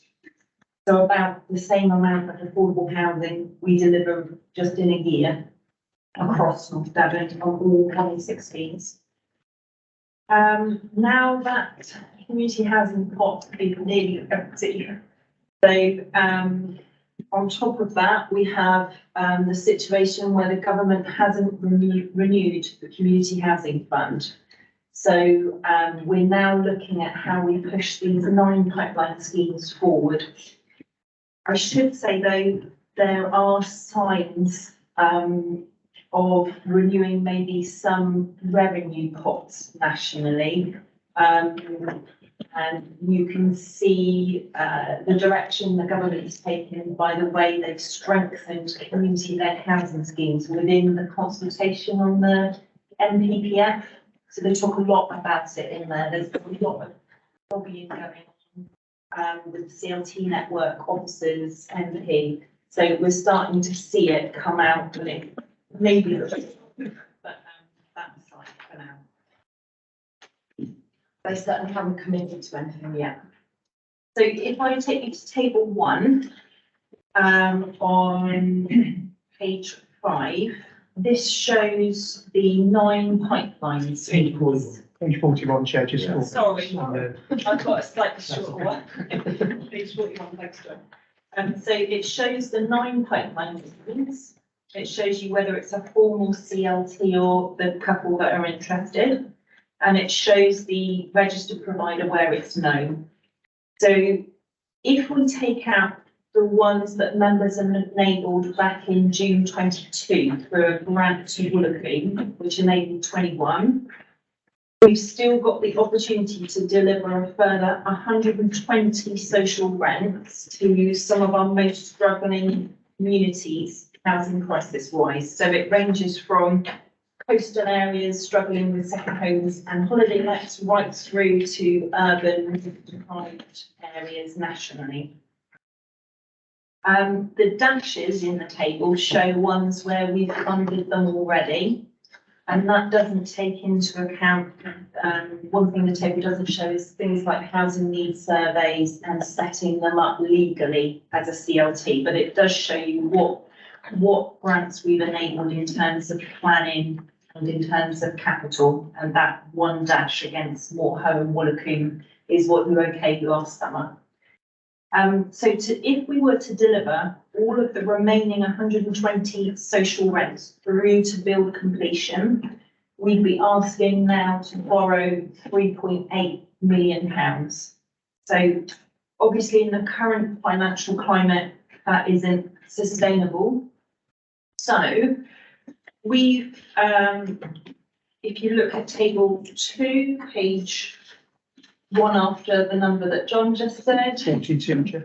That's when you want that one off 6. Could do +1s, Chair. Officers recommend that we use these financial sources that we currently have to hand to fund those most advanced schemes. So it's made up of commuted sums that we have paid and or just about to be paid. The balance of the community housing fund reserve and some old bits of funding. Some can be used for capital, some revenue. Or paragraph 4.9. Page 40. Thank you, I wasn't even going to. Paragraph 4.9 outlines those most advanced schemes. So officers recommend moving forward Paracombe CLT, 180,000, and Ilfracombe CLT, 250k, contingency only. So we're looking at 21 social rents to bring those through to completion. The RPs are already on board, the sites are identified.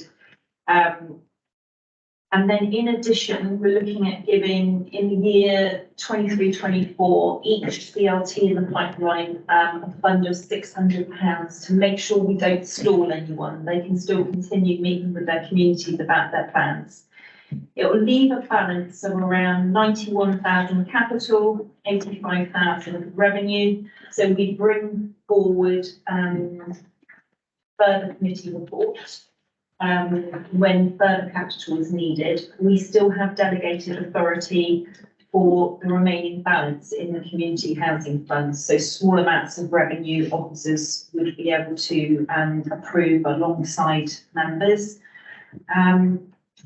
And that is it. I should actually at this point also just thank all the volunteers that are on the CLTs for these 9 pipeline schemes. So without they're a pleasure to work with. Their hard work and passion is what's driving this. Thank you. Yes.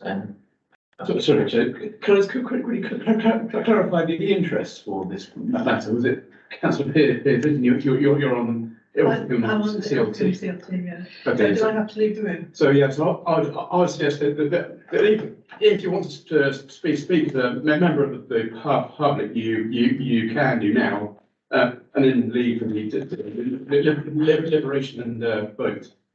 I'll just. Okay. Yeah, okay, is it the same?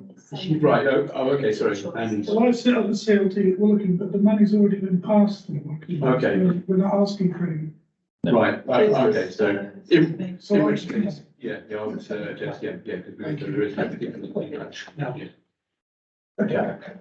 Just before, Councillor Pearson actually says something, if she wishes to do so, I'd just like to say it's rather disappointing that our MP just left just before this item, because we do need the government to come up with some funds if we possibly can, because this is, in my opinion, really, really important for our communities. And quite often it's sites that are very difficult to develop that the community land trusts have actually brought forward and will be providing, if we can get the funding, with badly needed affordable rented properties. Anyway, having said that, did you want to say something before you hop over the room for 5 minutes? Only that, yeah, it's a great opportunity, I think, for Ilfracombe, because we don't have an awful lot of, we're not meeting housing needs, shall we say, at the moment, and it's an opportunity to do that, or at least to go some way to doing that. It's a difficult site, as you say, and CLTs do come up with difficult sites. And it's been on the market, as you know, for a long time, and schemes have fallen by the wayside along the way. So we're hoping we can do something positive, and that's going to benefit, it's going to benefit the town. So yes, off you go, do your chatting. I think it's also worth pointing out as well, backing up what you were saying now, David, that the majority of these schemes are rural. That it's the protection of the rural settlements, which is integral in this thing. Yes, thank you. Thank you, Councillor Wilkinson. Councillor Petrinos, and then actually. Oh, sorry, I missed Councillor Crabbe after you said. Yeah, well, excellent report, thanks very much. But it's, I mean, not the report, but the message behind it is very disappointing. It's kind of akin to a pothole one, isn't it? I mean, what's happened is the government's come up with a small pot of money, got everybody excited about it, got little groups working in communities, trying to further things, and then they've been let down. And it's as if they've been led up the garden path, and the buck has been passed to somebody else to sort out. So it's not surprising really that, you know, an organisation like this can't find 3.8 million at the drop of the hat.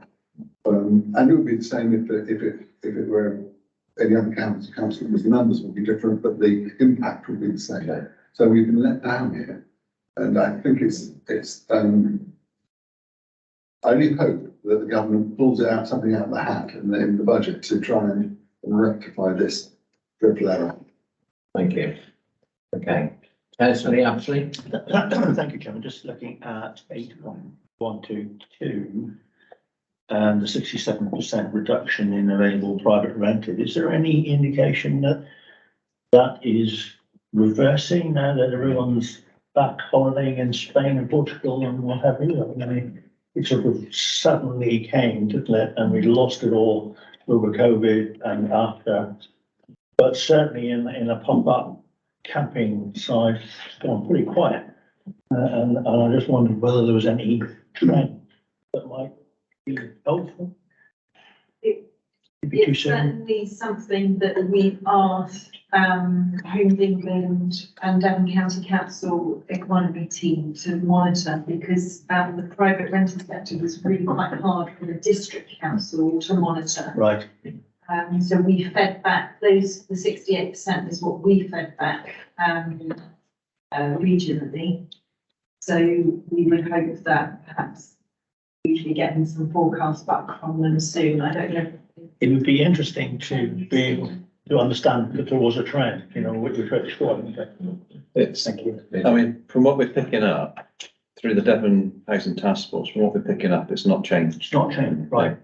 So I think individually councils are seeing different figures. So ours was 67%. Across Devon as a whole, it's about 50% reduction, I think. Right. And the latest representations we made to the housing minister still had that figure in. It's not changed substantially. Right. Chairman, it might be because you're using the house differently. I mean, I've always found that I'd rather have a permanent tenant in a steady rent than holiday let, you know, with all the changeovers to deal with, and you know, so I'm sort of surprised that if it's gonna stay like that, I'd be surprised. But there, thank you. Thank you. Right, Councillor Croughton's next. It's a question rather than a statement, Chair, and I think that would be directed to Councillor Prance. I think you will believe on many years ago, well, not that many years ago, there was RSL that processed about St. Brannox or Bickerscombe, and they said they'd take the site on and build it out if we gave them 250,000. The number was the same. And at the time, that didn't happen. It was thought to be bad value, and now we think it's good value. I was only wondering what rings any bells? One North Devon Homes, giving name another one, North Sanctuary. Someone be able to see? I can't. Postal? No. I mean, I think the problem was at the time was that we thought we were given a valuation of a capital receipt. We got everybody very excited on this side without doing the homework, I think. And that's not Helen's fault. It was somebody many jobs back. You know, I think that the decision then was to get the capital receipt rather than do the work with the association. You're talking a long time ago. Oh, yeah. Mind you, some of the people that have mucked about with the site since have helped, either causing lots of delays, but. The only reason I asked it was we threw one in for Coombe, as you probably did as well, deal a little bit with some of the managers of North Devon Homes, and obviously you would expect them to have a view, and their view is that CLTs aren't necessarily the all-encompassing wonderful things, panacea that was held before. But they wouldn't do, would they? They wouldn't do, would they? But, I have frequently given examples of places where it's all to do with their separate management up or something, who runs what, whatever. They fall into the private equity trap. Isn't it because, sorry, my understanding is that CLTs own the freeholds. And that is the difference. And that doesn't give a lot of RS or RPs the flexibility in terms of borrowing in the future and how they use the stock. So I think that's the problem for North Devon Homes, rather than Well, not to argue, I was just curious as to questions. Could I count, do you want to come in, Ken?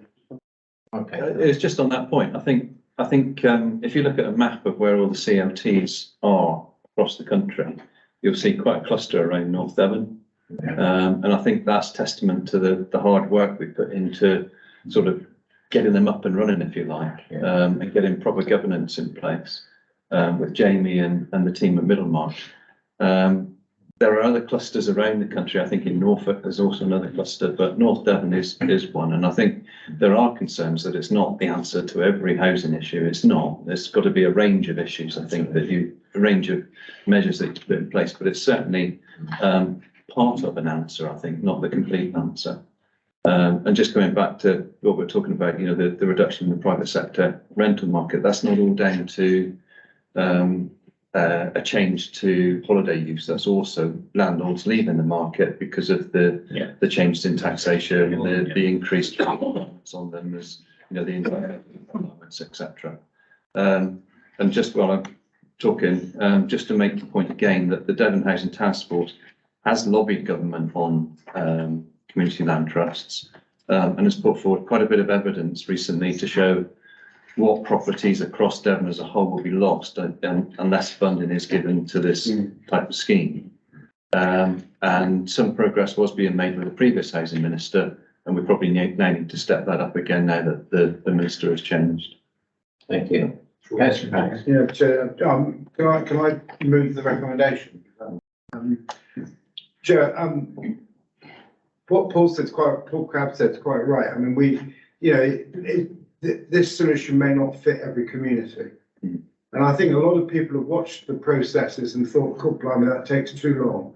you know, we've got a real problem now. And I mean, that's a difficult thing to tackle, I know. The other issue for a lot of us that represent rural patches is the number of units that make things viable. Yeah. Because we talked to Astor, didn't we, David? And I'd already had them come on to a Zoom call with Kentisbury. We've got a little bit of land, probably a maximum of 6 houses like the Paragon scheme. And of course, Astor say, well, just ain't viable, you know, and they can't make it work. They need 10 minimum to make it work. So this, you know, we need a bit more work probably on some of the models as well that we're going to promote. Because we don't want to lead Kentisbury up the hill with the CLT and then not be able to deliver, even though they own the actual freehold of the land and are happy for it to go in for nothing. What I wanted to talk about is how we actually fund the thing rolling on. You know, we've already resolved to double council tax on second hand, which produced what, 500,000, getting towards? Yeah, about 420,000. Years and years ago, we had a decent relationship with the county council. We had a joint pot with second homes money that we used and people could bid into, or, you know, or councils could prioritise. And what I'm suggesting is that on the back of this today, and I'll move the recommendation, we ought to be lobbying with the county or talking to the county about setting up a fund and talking about it now and how it could work. Because we're only 10%, so therefore the county are going to be getting what? £4 million per annum from second homes. Now, we're saying to them, let's put that in a pot, because that's the sort of money that will make a difference here. And it worked very well before, and I mean, I was leader of the council at the time, and we were able to pick up lots of little schemes and make, you know, gap funding work. And for me, that's a bigger priority. Is, I mean, we could go and borrow some more money, but really, the county are getting that money because of the housing crisis, and they ought to be putting the money back in, but the money with them outside. So I hope today that we could resolve to do that as well, and through the district forum, and you work with Councillor Hart, you know, promote the idea of joint pots on a district boundary base, not a county base, so that local solutions can be promoted for the local housing problems we got. Excellent. Fully support that. Jamie, did you want to come out? Yeah, I was even gonna move to the point about Astor wanting the minimum of 10. Relatively few RPs working on CLT schemes, Astor being one of them. There has been those interest in smaller schemes from people like South Devon Rural. So Middlemarch are trying to encourage other RPs to come on board with this and the smaller schemes, and sometimes also linking two schemes. Thank you. Councillor. Thank you. Chairman, it'd be nice to know whether 60%, 67% drop is actually gone to. Is it gone to Airbnb and places like that? Because it'd be nice to know where it's gone, because the 67% gone somewhere and moved, they've all sold up, they've all sold their houses in. It's gone into a different area, isn't it? Airbnb list, I would assume. But it'd be nice to know where that actually is gone as a percentage. Now, regarding Asda, I'm assuming that Asda is a registered provider anyhow, isn't it, as a company? Yeah. Yeah. So, I mean, you could also be doing this here with North Devon Homes or any of them, really. And then it might maybe reflect on, well, that's only a comment, but you could be doing it with other companies, more providers as well, which may be more competitive in the sense of less money to put into it, of course. Because the reality is, Asda is at the end of the day, when it's community-led schemes finished, we will actually be charging a rent on their properties and getting income from it. So, you know, it is a business Asda is also running as well. So I think you don't see it just as red or as we need to give money all the time, because that company will be getting a return back. And yet the CLT's choice. Yeah. So the CLT chooses the RP, and North Devon Homes have presented to the CLTs, and the CLTs haven't chosen. So North Devon Homes won't work in a way that makes it a CLT scheme. They will consult, but they won't do a community-led scheme in the same sense. Remember that these are 100% social rent schemes. So when asked to take it to their board, They have their normal affordable housing schemes with 30% affordable, then the rest open market.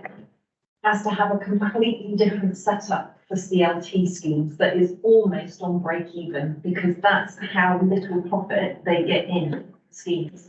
But their director is really keen on helping communities.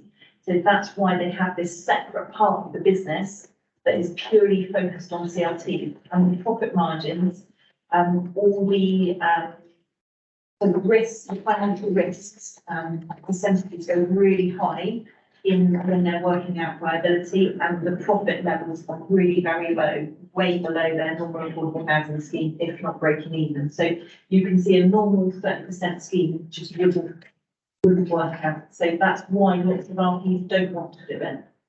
And lots of RPs can't deliver the 100% social work. Thank you, Jackie. I'm just coming back to you, Councillor Prowse. Do you want to actually add a 2.15 to say that we start negotiation with the county? Yeah, that'd be helpful, wouldn't it? Yeah. Yeah, and we do that. I would certainly second that as a proposition. Chair, can you just check those figures as well? I think you said 450,000 comes to the district. 120. I thought it was 10% of that. It's overall, the additional revenue would be about 4.2 million. So 10% of that would come to the district under the current splits. And that's that correct? About 75% goes to the county at the moment, but as Councillor Prowse points out, it's additional revenue for no real additional workload. Just a question I was picking up on, you weren't suggesting putting ring fencing around this way. I'm just thinking because there's probably more holiday homes or whatever in Seaton than there are in Linton, aren't there? No, how it worked before was that the money collected in each area were put in a pot. So that the decision was made locally, yeah. I think, I wonder whether there are more in Seaton than up here, to be honest. Yeah. I'd like to see it, yeah. Right. Can I just pick up the other thing about rentals, there is another year with extra kick in terms of the tax for private landlords. So you haven't seen the end of them going out of it yet. No. Actually, with one more year, which gets worse. Yeah. Section 21, and then. Okay, right. We've got a proposition that's been moved and seconded. And we've got the extra little bit, okay? Are we all in favour? Can those in favour please show? Yeah, that's unanimous. Thank you very much. Thank you very much, Jamie. Right, number 10, the advertising and allocation of shared ownership. Oh, it's back to you again, Jamie. Pages 45 to 50 this time, just for your information. 45 to 50, So this is an easy one in comparison. Shared ownership and how they're advertised. So to summarise, normally when a housing association does a shared ownership, they put them onto a website called, a system called Help to Buy South. It used to be Help to Buy Southwest.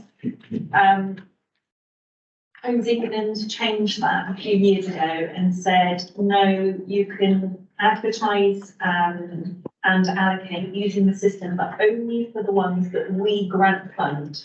So for your other ones that you deal with, housing associations, you'll find your own means to advertise and allocate them. So for those, they used estate agents, Super, Rightmove, and their own RP websites.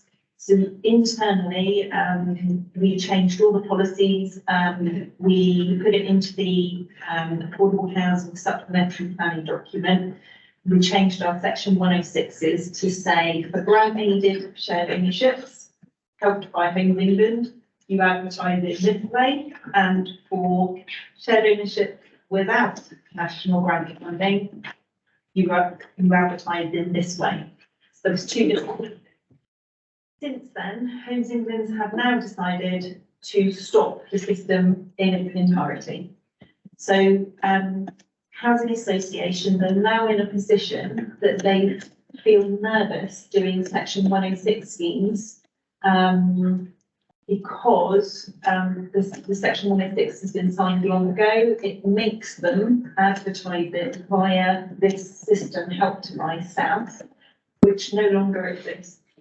So they would need to bring to committee as a almost similar to a letter of comfort that we would not penalise them for this as long as they followed the process that our SED outlines, that they have to advertise them via their own websites, which not everyone might know that the Midwest and going home to except for work in this area, they might not know to go to those websites.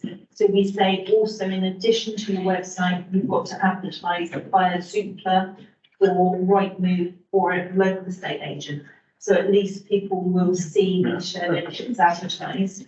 And so we would like to ask two things. One, that we add these to the, as like a note, a guidance note attached to our SPD.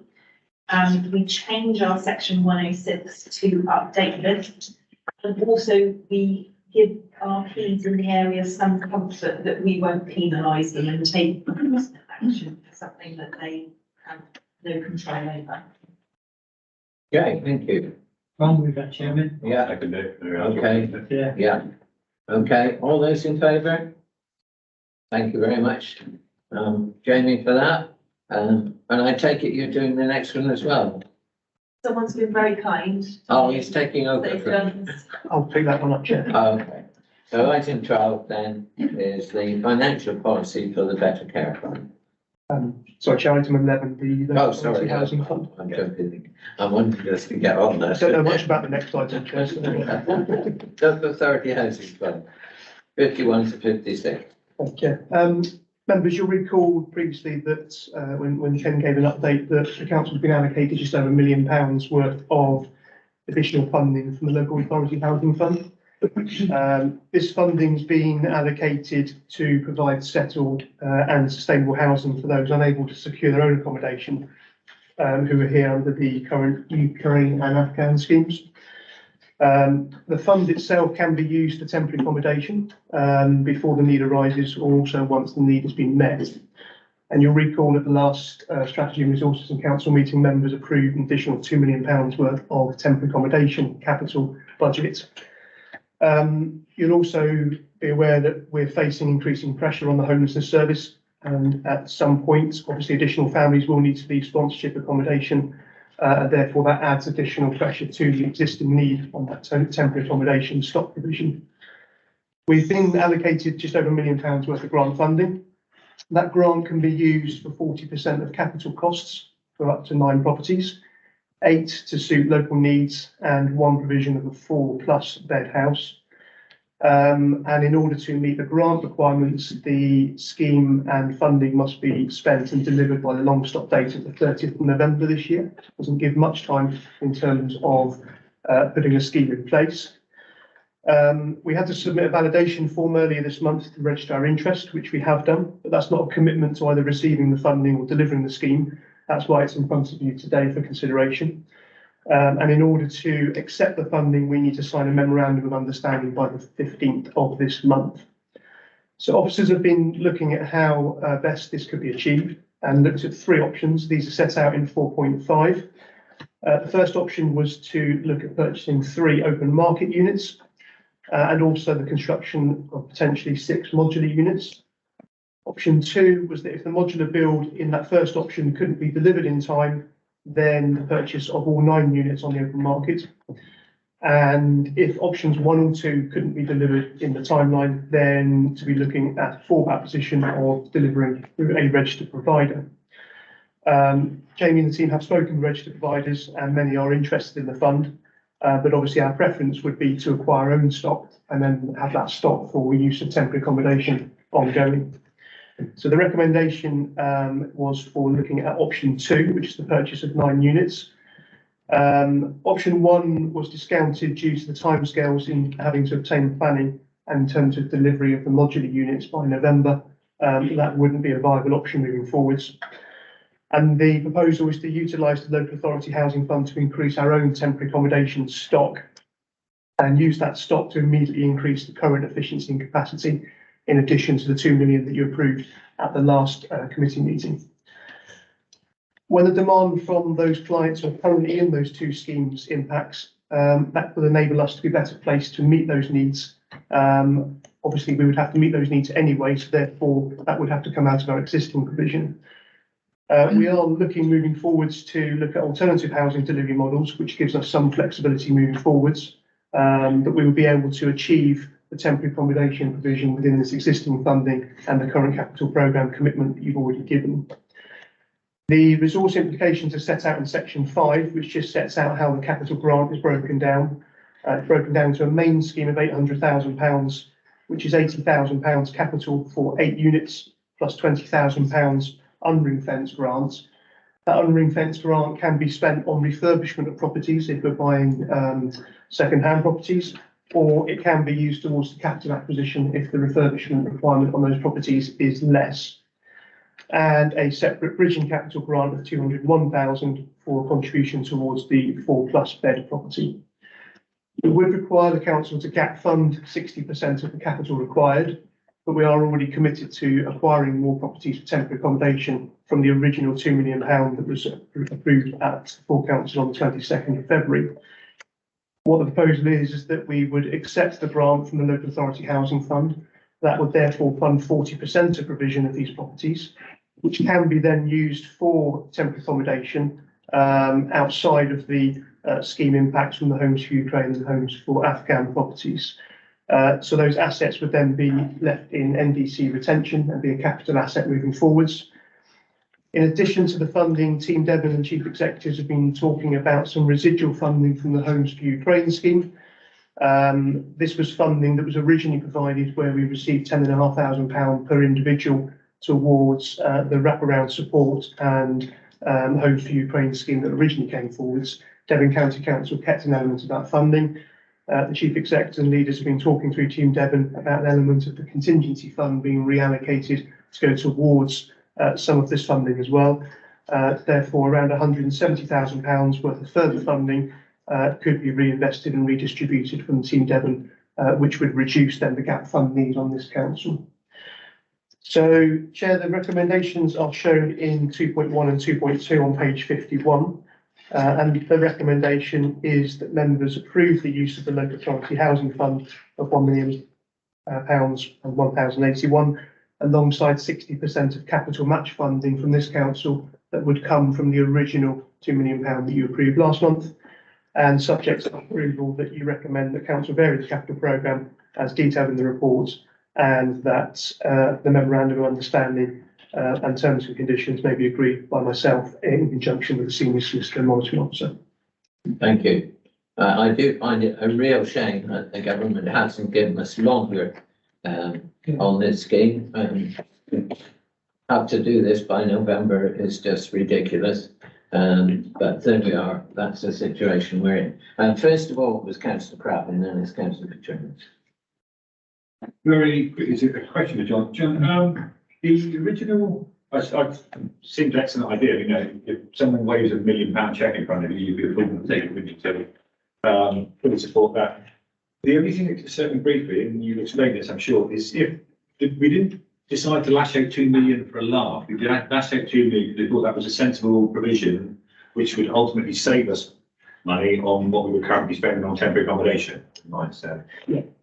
If we do this now, and we that's the million, the 2 million, everything's lumped into this pot, and for example, the 9 Ukrainian or Afghan families present themselves at the front door and say, thank you very much, are we then back, in terms of our local position, we're back in the same position as we were before we voted for the 2 million?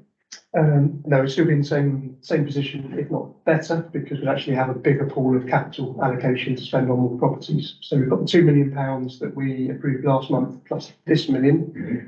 That gives us a bigger provision to buy, in a sense, more houses overall. If we didn't take this grant, then the impact on potentially on the homelessness and temporary accommodation budget would be far greater. And therefore, if we didn't have a stock of housing that could meet all of that need, then we would have to place some of those into maybe more expensive bed and breakfast accommodation. And that's where the business case stacks up in terms of our borrowing requirement for the 2 million, because if we haven't got our own properties and we're having to place into the more expensive B&B accommodation, that's costing us potentially £70 or £80 a night. By having our own stock and having a greater stock with this additional £1 million enables us to reduce the amounts of people we're putting into B&B accommodation overall, and therefore that reduces that £20,000 to £30,000 worth of cost per year by putting into the B&B accommodation. We also can claim housing benefit subsidy on our own properties, so therefore we get an additional housing benefit income as a contribution towards the rent within those individual units of accommodation. Okay, with all the way, but the 1 million is 40% of the money we're going to put into the scheme. Yeah. So we've got to find 1.5 to go with it. Yeah. That 1.5 is nearly all our 2 million. 75% of that, but it's negligible. It's a big chunk of that. What I'm saying is the 2 million was decided on because that was what we thought was the need in North Devon. If we're now saying that 3/4 of what we thought the need in North Devon is capable now of being occupied by Ukrainians and Afghans, fine, no problem with that. We've only got £500,000 left to satisfy a local need, which we thought would cost us 2 million. I'm wrong again, aren't I? I can see in your eyes. No, you're partly right. Of the 2 million, it's about 1.2, just over 1.2 million will be our share, because we can use that other £20,000 grant as well towards the acquisition price. So it's about 1.2 million. We've also got 170,000 that will get reallocated through Devon County. So we're actually probably going to need to gap fund about £1 million. So that leaves us £1 million to put towards additional temporary accommodation properties. What this does give us is a bigger pool of properties. So at the moment, the demand isn't there for the 9 units of accommodation. So we'll be able to use that for our own temporary accommodation before that demand comes. If it's needed, then obviously that need would have been there anyway. So we would have had to incur that additional cost, whether it be through our own properties or through more expensive B&B. So it actually gives us a bigger pool of resource to actually impact the need that was there. Okay. And of course, when the war is over, hopefully the Ukrainians will be going back to their home country and we will have those properties. And Chair, as John said, if in the meantime the properties become vacant because they're not being used by a Ukrainian family, then they can still be used for temporary accommodation, so they won't be sat empty. Right, Councillor Petreens. Yeah, I think you might have answered what I'm just about to ask, which was that, just so I understand it, we're going to turn out probably just north of 2 million quid for 9 properties, which will leave £1 million from the capital allocation we already had, which, depending on the demand for these, can either buy another 4 or 5, or it can be reallocated elsewhere. Elsewhere within the capital programme? Yes. Potentially, and obviously members approved up to 2 million for temporary accommodation. So yeah, obviously the demand is actually greater than the 8 properties that we bought as part of that 2 million need. So it potentially means that we could buy more properties. Because at the moment the demand was greater than the number that we were asking for at the last council meeting. So members could either decide to buy another 4 units at maybe £250,000 each and increase that stock further, or they could decide then to hold back on that capital acquisition and then either remove that from the capital programme or reinvest that £1 million elsewhere. If it's invested elsewhere, we need to look at the business case, because obviously the business case for the million, in a sense, is being funded by saving on existing more expensive B&B accommodation. So we need to look at the wider business case behind that. Sorry, but but in effect, the £1 million provided by the government for this will have delivered the savings anticipated in the MTFS from the temporary accommodation. Yes. Yes. And then there'll be additional capital that can be used to increase it or whatever. Absolutely. Yeah. Chairman, can we just at 4.8 it says talks about fallback position, the option to continue to deliver via registered provider. Can we not use that option in the fallback position? Because I think Councillor Yabsley asked the question previously. I mean, it's two ways about it. If we want to buy reasonably good homes without any maintenance and extra work, because you're talking about using some of this funding to actually making carrots works to the properties as well. Well, surely it would be, if you're talking about a registered provider, you might as well buy some of the houses on new estates at a reasonable, well, it's cheap buying new houses on which is registered provider houses to use for the purpose you're trying to achieve. You know, I think that's a better way to go than what it is to buy older properties and then be stuck with ongoing maintenance costs attached to it. So I would be very wary about using the last fallback position, which is going to a registered provider. Chair, our preference is not to use the registered provider, it's to acquire the properties ourselves. And just to reassure Councillor Lane, that we would be looking ideally at potentially new build properties. Because then £20,000 grant can be used towards the acquisition price. I'm glad to hear that, because when it was questioned, I think, from Councillor Yabsley before, Jeremy made a comment about not going through using properties which is registered provider properties. So that would be a change of.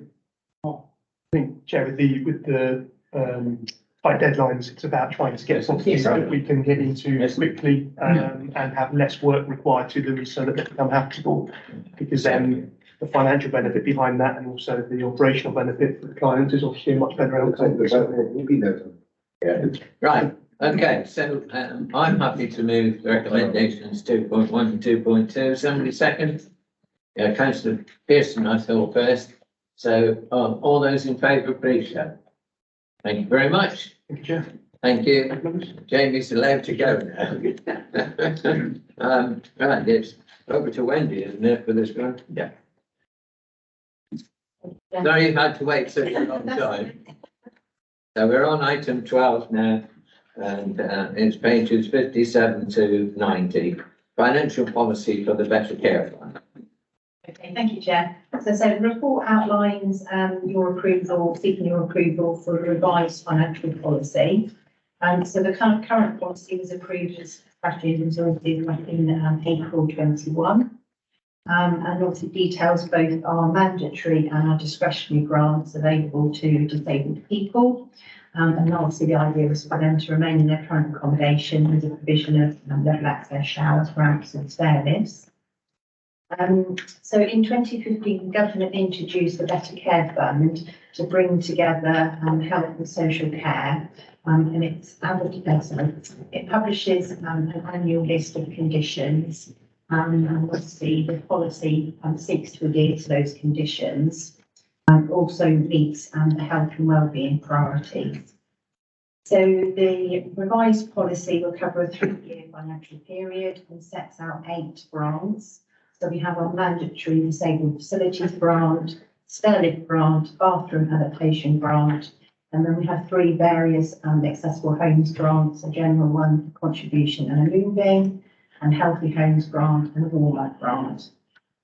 So the main changes with the revised policy, we're increasing the scope of the stair lift grant to include step lifts and through floor lifts without means testing for the applicant. The stair lift grant will also have the provision of rented stair lifts for end of life cases. The bathroom grant is a specific grant which won't be means tested for anybody looking for a non-complex bathroom adaptation. Healthy Homes grant will include repairs to any disabled facilities grants works that we've done. Oh gosh, I can't speak now, can include some heating and energy efficiency works. Some of the grants have had their maximum grant limits increased as well. So for the warm-up grant, currently is 2,000, we're seeking to increase that to 3,000. And that enables a top-up grant for energy efficiency works through the ECO scheme. So yes, if there's any questions. Any questions, anyone? Okay, so, I'll move that, Chairman, because Councillor Price has got it all. okay. You're moving 2.1. Okay, anyone like to second? Councillor Yabsley, all those in favour? That again is unanimous. Thank you, Wendy. That was short and sweet. Okay, 13. Looks as though Sarah J is doing this one. Okay, Approval of North Devon Council off-street parking places order and subsequent proposed amendment to account for change to Longstay Car Park at 7 Bredbury. Yeah, thank you, Chair. As you say, there's two elements to this report. The first references the off-street parking places order 23 that was brought to the committee on the 5th of December 2022. In accordance with that, the council consulted the statutory consultees and published all relevant notices, including issuing a notice in the press, that being the North Devon Gazette on the 11th of January 23. Subsequent to this, the council received a number of objections to about allowing motorhomes in Croyd car park, and in response to that, that element was removed from that order. The council also received a letter from the National Trust in relation to the proposal to allow motorhomes in the council's Mort Ho car park, leased from the National Trust. The National Trust considered that this was a breach of the council's lease, and therefore this proposal is also removed from the off-street parking order. The above objections were not considered controversial, particularly in those elements have now been removed, and as such the council served the notice of making of the order on the 7th of February 23, with the OSPO due to come into force on the 15th of March. So the answer of this committee is as set out in recommendation 2.1 in this regard, and that the North Devon off-street parking place order 23 is approved ahead of coming into force on the 15th of March. The second element in this report relates to 7 Brethren and the proposed relocation of the Longstay car park. The report on pages 92 and 93 gives you background into the project at 7 Brethren, but I know you're all very familiar with it. There was a hybrid planning permission granted, which included full planning permission for the relocation of the car park. And again, as members are aware, we entered into a contract with developer partner Tarka Living Limited on the 7th of December 22. You'll see at 4.11, I say that it's anticipated that we would go unconditional with Tarka Living Limited on the 28th of February 23. That has now happened, with enabling work commencing on the 23rd of March 23. The enabling work includes the provision of that new long-stay car park programme to be ready for operational use on the 1st of July 23. The development agreement did not allow for work to commence on the current long-stay car park until the new car park is in place, and requires, I note here just the note that the contract also requires the existing car park to be re-available for the 2023 fair, should for any reason the provision of that new car park not be available. Alongside the provision of the relocated car park, it's necessary to amend the off-street parking order to acknowledge the new location of the 7 Brethren car park. And I add Appendix B to your report. You can see that new location identified in red.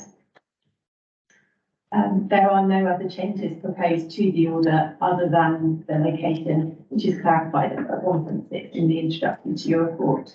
So the second recommendation that I'm asking for members today is that delegated authority is given to myself in consultation with the leader and senior solicitor monitoring officer to amend the off-street parking order to reflect the new position of 7 Brethren car park once work is completed, following the conclusion of the consultation period required.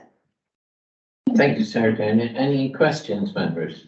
Yes, Councillor Pratt, Councillor Spear. Thank you, Chair. Councillor Graham Lofthouse is not well and he's given his apologies. He's asked me to ask a question on this. Okay.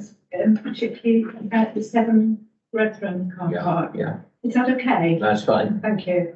On the changing the alternate governance, it said under environmental assessments, it says not needed for this report. And he's saying, however, the implications of allowing this are that an area with a negative carbon footprint will change to being positive. Shall It won't. What we're not asking you to do here is approve the works to create the car park. That's being done under the contract that's been let and under the decisions that have already been taken. What we're asking you to do here is just bring that physical car park into the control of the car park order so that we can regulate it. So it has no environmental impact. Right, okay. Thank you. Councillor Pearson. Just to make a correction to one of the car parks to Beach. The wording of it, yes. I mean, there's no charges. It's actually permits only. So it says free of charge against the charges and days of operation, no charges payable on car park for any day. But in actual fact, it's all permit only. This is set out in the appendix, Councillor Pearson, is that what? This is on page 155. Okay. Right, actually, is the rules for the car park itself. Okay.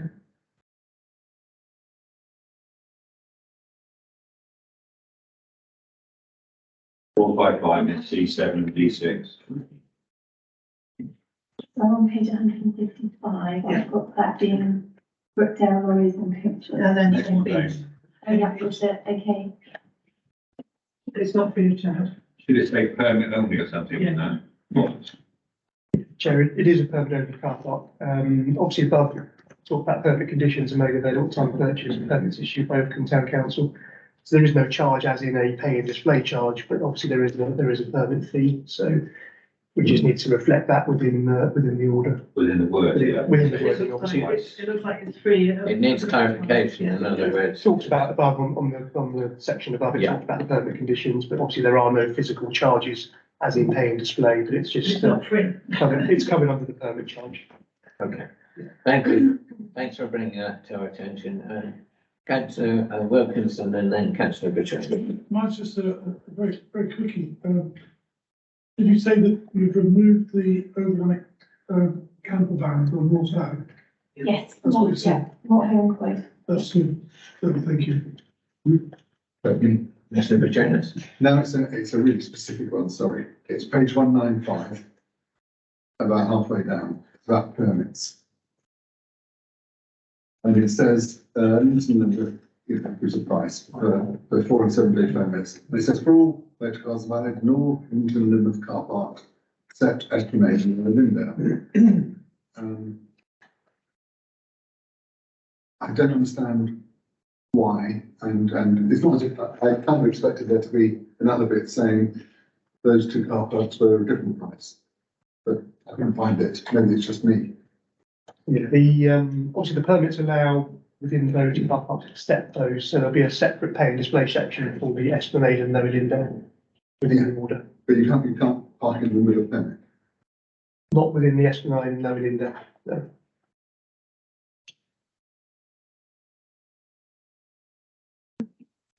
That's always been in place. Is it? Yeah. Okay. You've been part of the league, John, have you?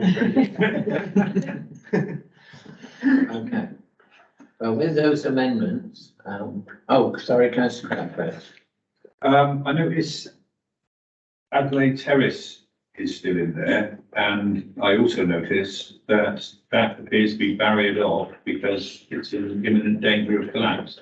Is it wise to advertise that you can park in a place that's imminent danger of collapse for 120 quid? I would need to take that up with the car park manager. John, do you know the terms of that work?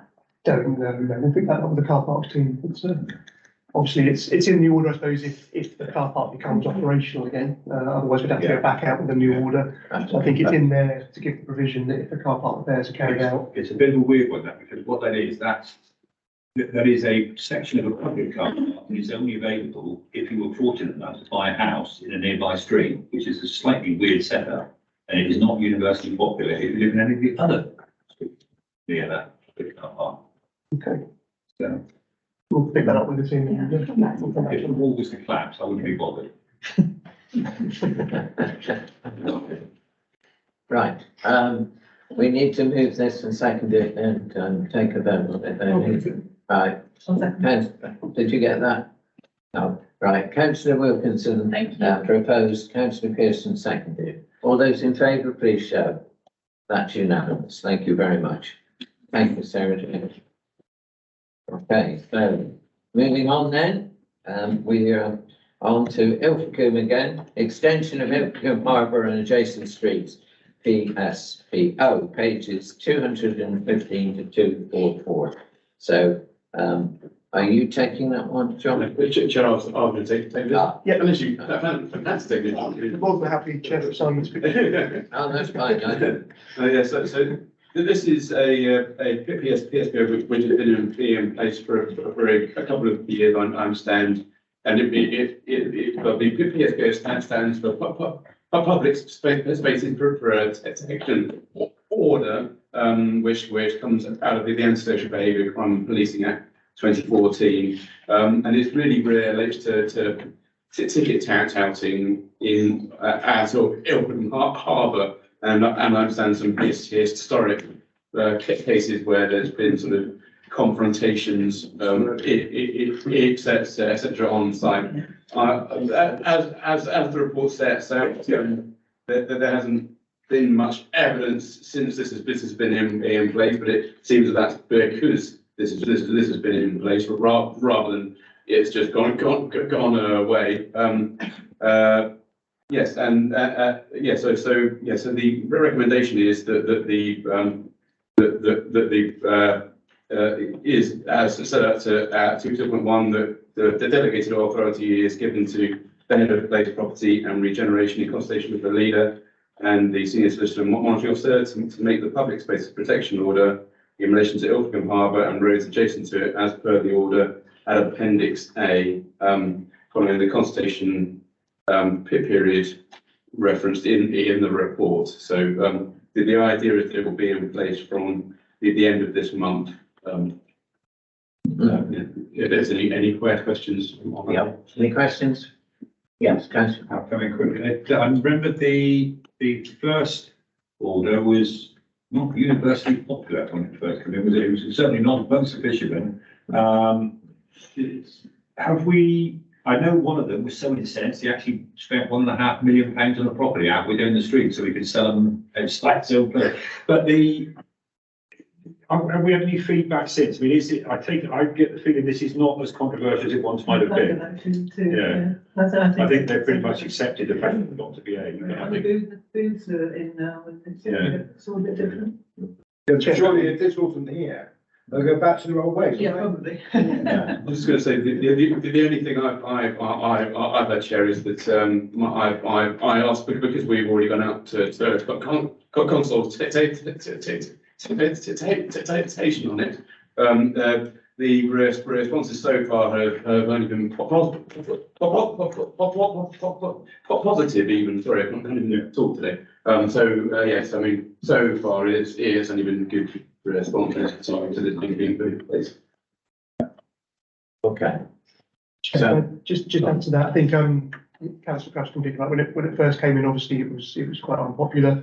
The old ticket booths that were there were some challenges, I think, in terms of the ticketing arrangements that went in. We installed new kiosks, and those kiosks are now rotated every year as well. So there's a fairness in terms of every year those ticket kiosks get rotated. So whoever is at the very front then moves the back, and that seems to be accepted by the businesses down there. So I think the new kiosk arrangements coupled with the PSPO in place is actually resulted in a much more positive outcome, and everyone seems happy with the arrangements down there.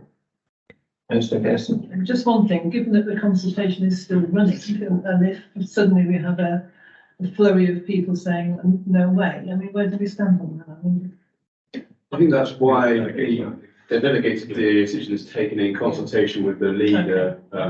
So if there's any particular issues, then because it has to be. I mean, if we're doing a consultation, then we should listen to the consultation. Agree. Okay. But are we happy that it is delegated? Happy in principle. Right, so are you moving that then? I'll move that, yeah. Yeah, you're seconding? Yeah, go on. Okay, those in favour, please show. Thank you, that's unanimous. Okay, right, we're moving on now. 15 is Community Councillor Grant Strategy 23-27 and pages 225 to 234.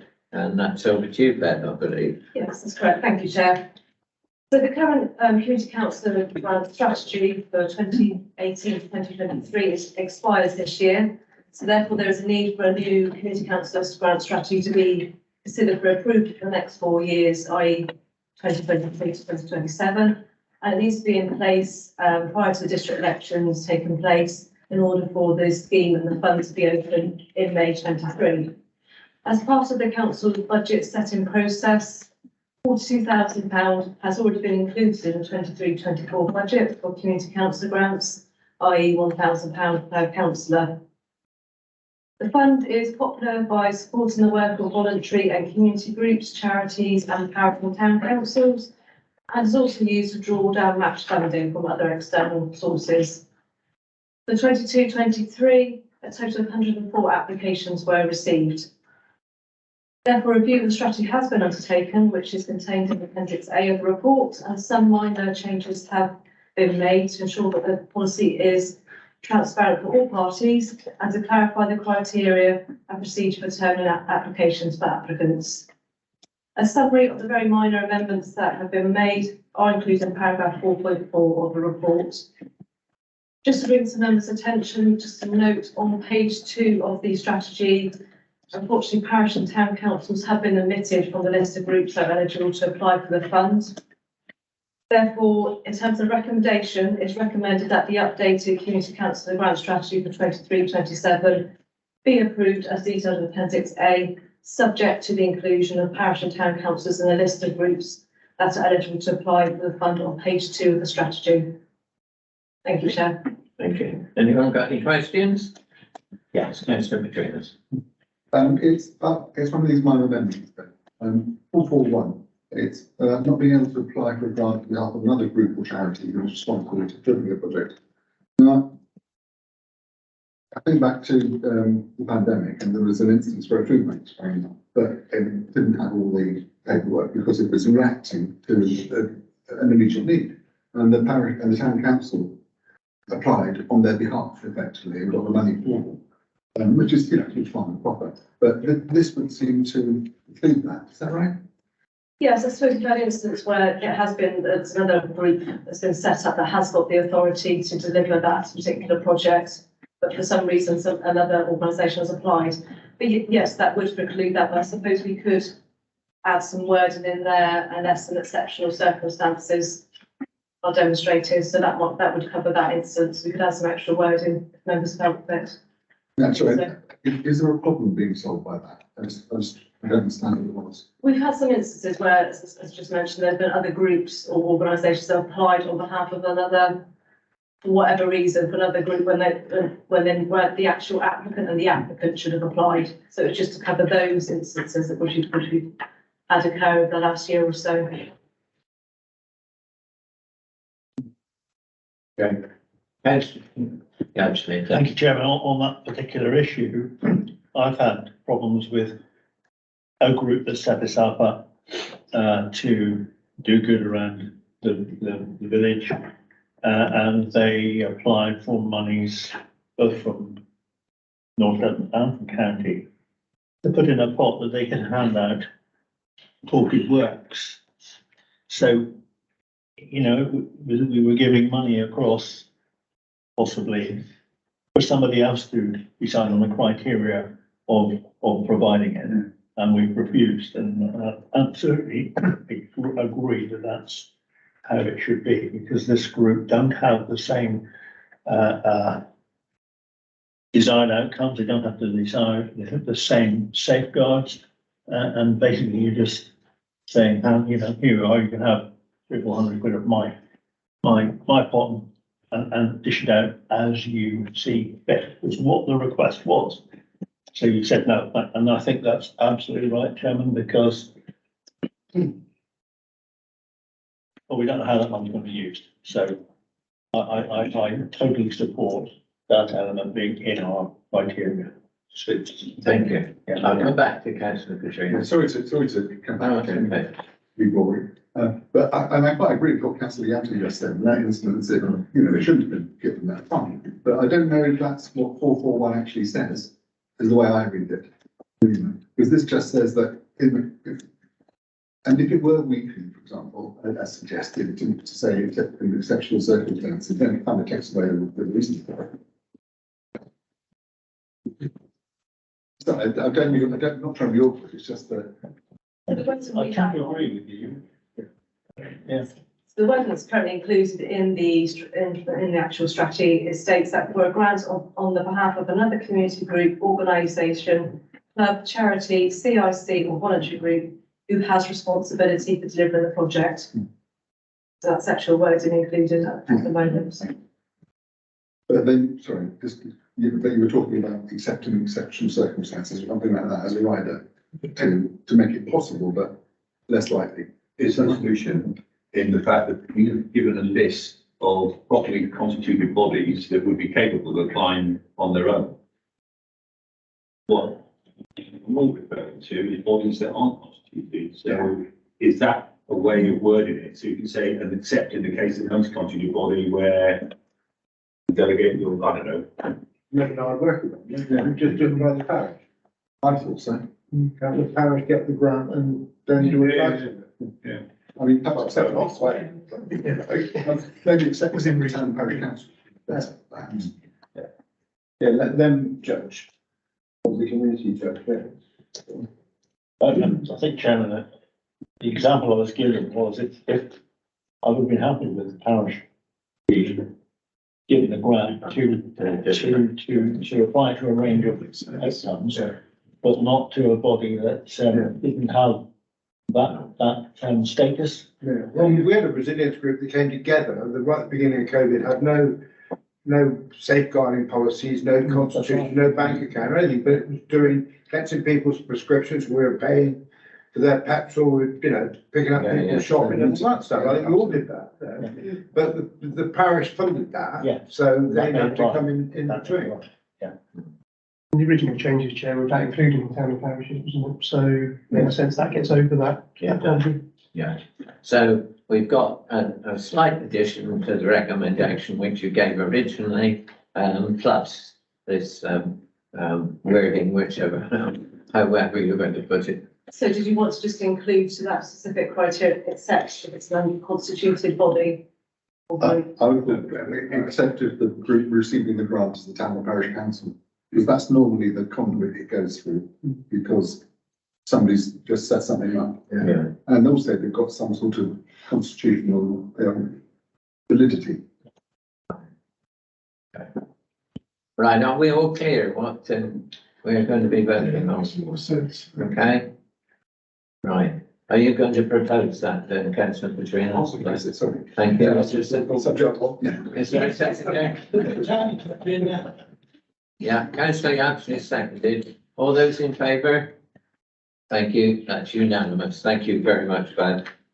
And I see Richard's joined us for item 16, which is always good to have some good news near the end of our meeting. Not that it's been a lot of bad news, but We'd like to stay for this. Yes, so if you're on one of the parish councils, then it's the same as the CLT one. So you can stay for the report, talk as a and then leave for the deliberation and. I'll have to do that. So, we've got to leave, have we, Ken? No. Being of a riskful interest, yes, that's what they be clear, because it's a direct. As a member of the public, yes. Oh, I see, go. Yes. Okay. Okay, so let's go over to Richard and let Richard introduce the report. I think that's more complicated than the report. If you included Ilfracombe in this, I'm sure we would have been a quorum.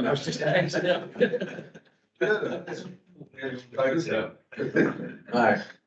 So the report is that it's section 106, public open space funding for Abington, Bishopston, Hampton Bachard, Moorhowe, Witheridge and Braunton. The recommendations are set out in 2.1, set out the amounts and the groups that we're receiving the funding for the projects, and the recommendation 2.2 is the subject to that approval.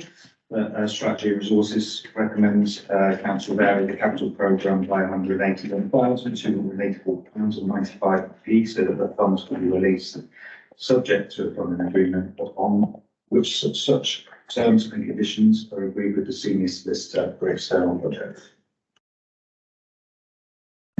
Yes, councillor Wilkinson. No, I'm not councillor, I'm Joe Public. Thank you. I welcome this. I mean, this is one of the, just 2 points on the one for my own parish is that it's great that it covers a really big age range that is going to be used for an 11 and under play area for the children, but also for the skateboard park, which has proved absolutely beneficial for a wider age range in the village, and that's really good. And the second point is that this is one of the few benefits of having a lot of second homes being built in your parish, because we've got a very, very small parish residential number, and this is payback time. Thank you. Right, councillor Spear and then councillor Yancey. Thank you, Chairman. Ditto Thornton, this is most welcome. The recreation ground we've got no equipment really in there now, and it is a recreation ground. Decades ago we had some in there. And it'll be primarily for more teenage children and teenagers and challenging equipment. We've got in Chalonis Road, it's all for toddlers, so it is needed for the older children. And in Knoll, some 2 lots of equipment didn't pass the safety tests, and they've been without any swings at all for about 2 years now, partly because of a certain planning application, which you know which one I'm talking about. We've had to chase.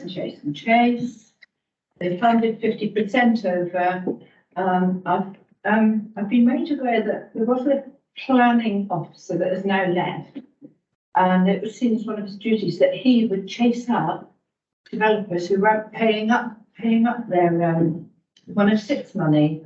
And now it's down to other officers, which isn't their duty, to chase them. We found it's really come to a head with this certain development in Braunton. So we're still hoping for another 50% of it, but so I think it's a bit difficult when it comes to enforcing the payment of 106 money. I just wanted to flag that up, really, Chair. Okay, well, that's something we can look into. Thank you. Thank you. Councillor Yancey. Thank you, Chairman. And really, just thanks to Richard for assisting with this. This was money that the tennis club failed to get their act together to spend, but we had to spend it to enhance the village hall grounds, because that's for the tennis club. Is to the parish are doing that by fencing playground. So, good outcome. And thank you for your work on it. Okay. Get out of the room. Yeah, some of you. Okay. So thank Richard for what he's done, for chasing it all that. Thank you.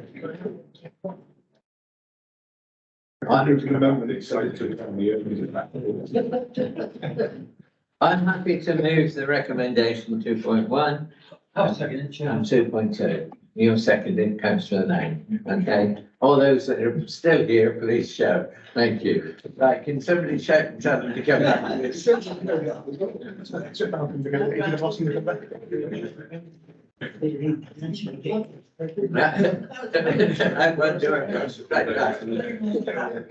Right. Well, we've only got one more item. Thank you, Richard. Which is item 17, urgent decision taken by the chief executive. And basically, we've only got that on the notes. So do we wait for the others to come back, or are you happy to note it? So the taxi's just walked out the door. I suggest we probably just noted it. Yeah. Oh no, he's come back. All right, and he's not on the committee. So. He's a taxi, isn't he? Would you like? It's just a note, Chair. Yeah, it's just a note. So I think we're happy to note it. Thank you. Well, I was going to say, I don't know whether there will be another strategy and resources before the. There's nothing planned, Chair. two of the items that were on today's agenda might have dropped off to the future agenda. But we dealt with that through delegated powers. That was the off-street parking places order and the other one. Yeah. The SPO. So there's no need to have another meeting in April at the moment that we're aware of. Okay. Well, if this is the last one, I'd just like to say thank you very much, all members of the committee for all your hard work and we quite often had quite long agendas.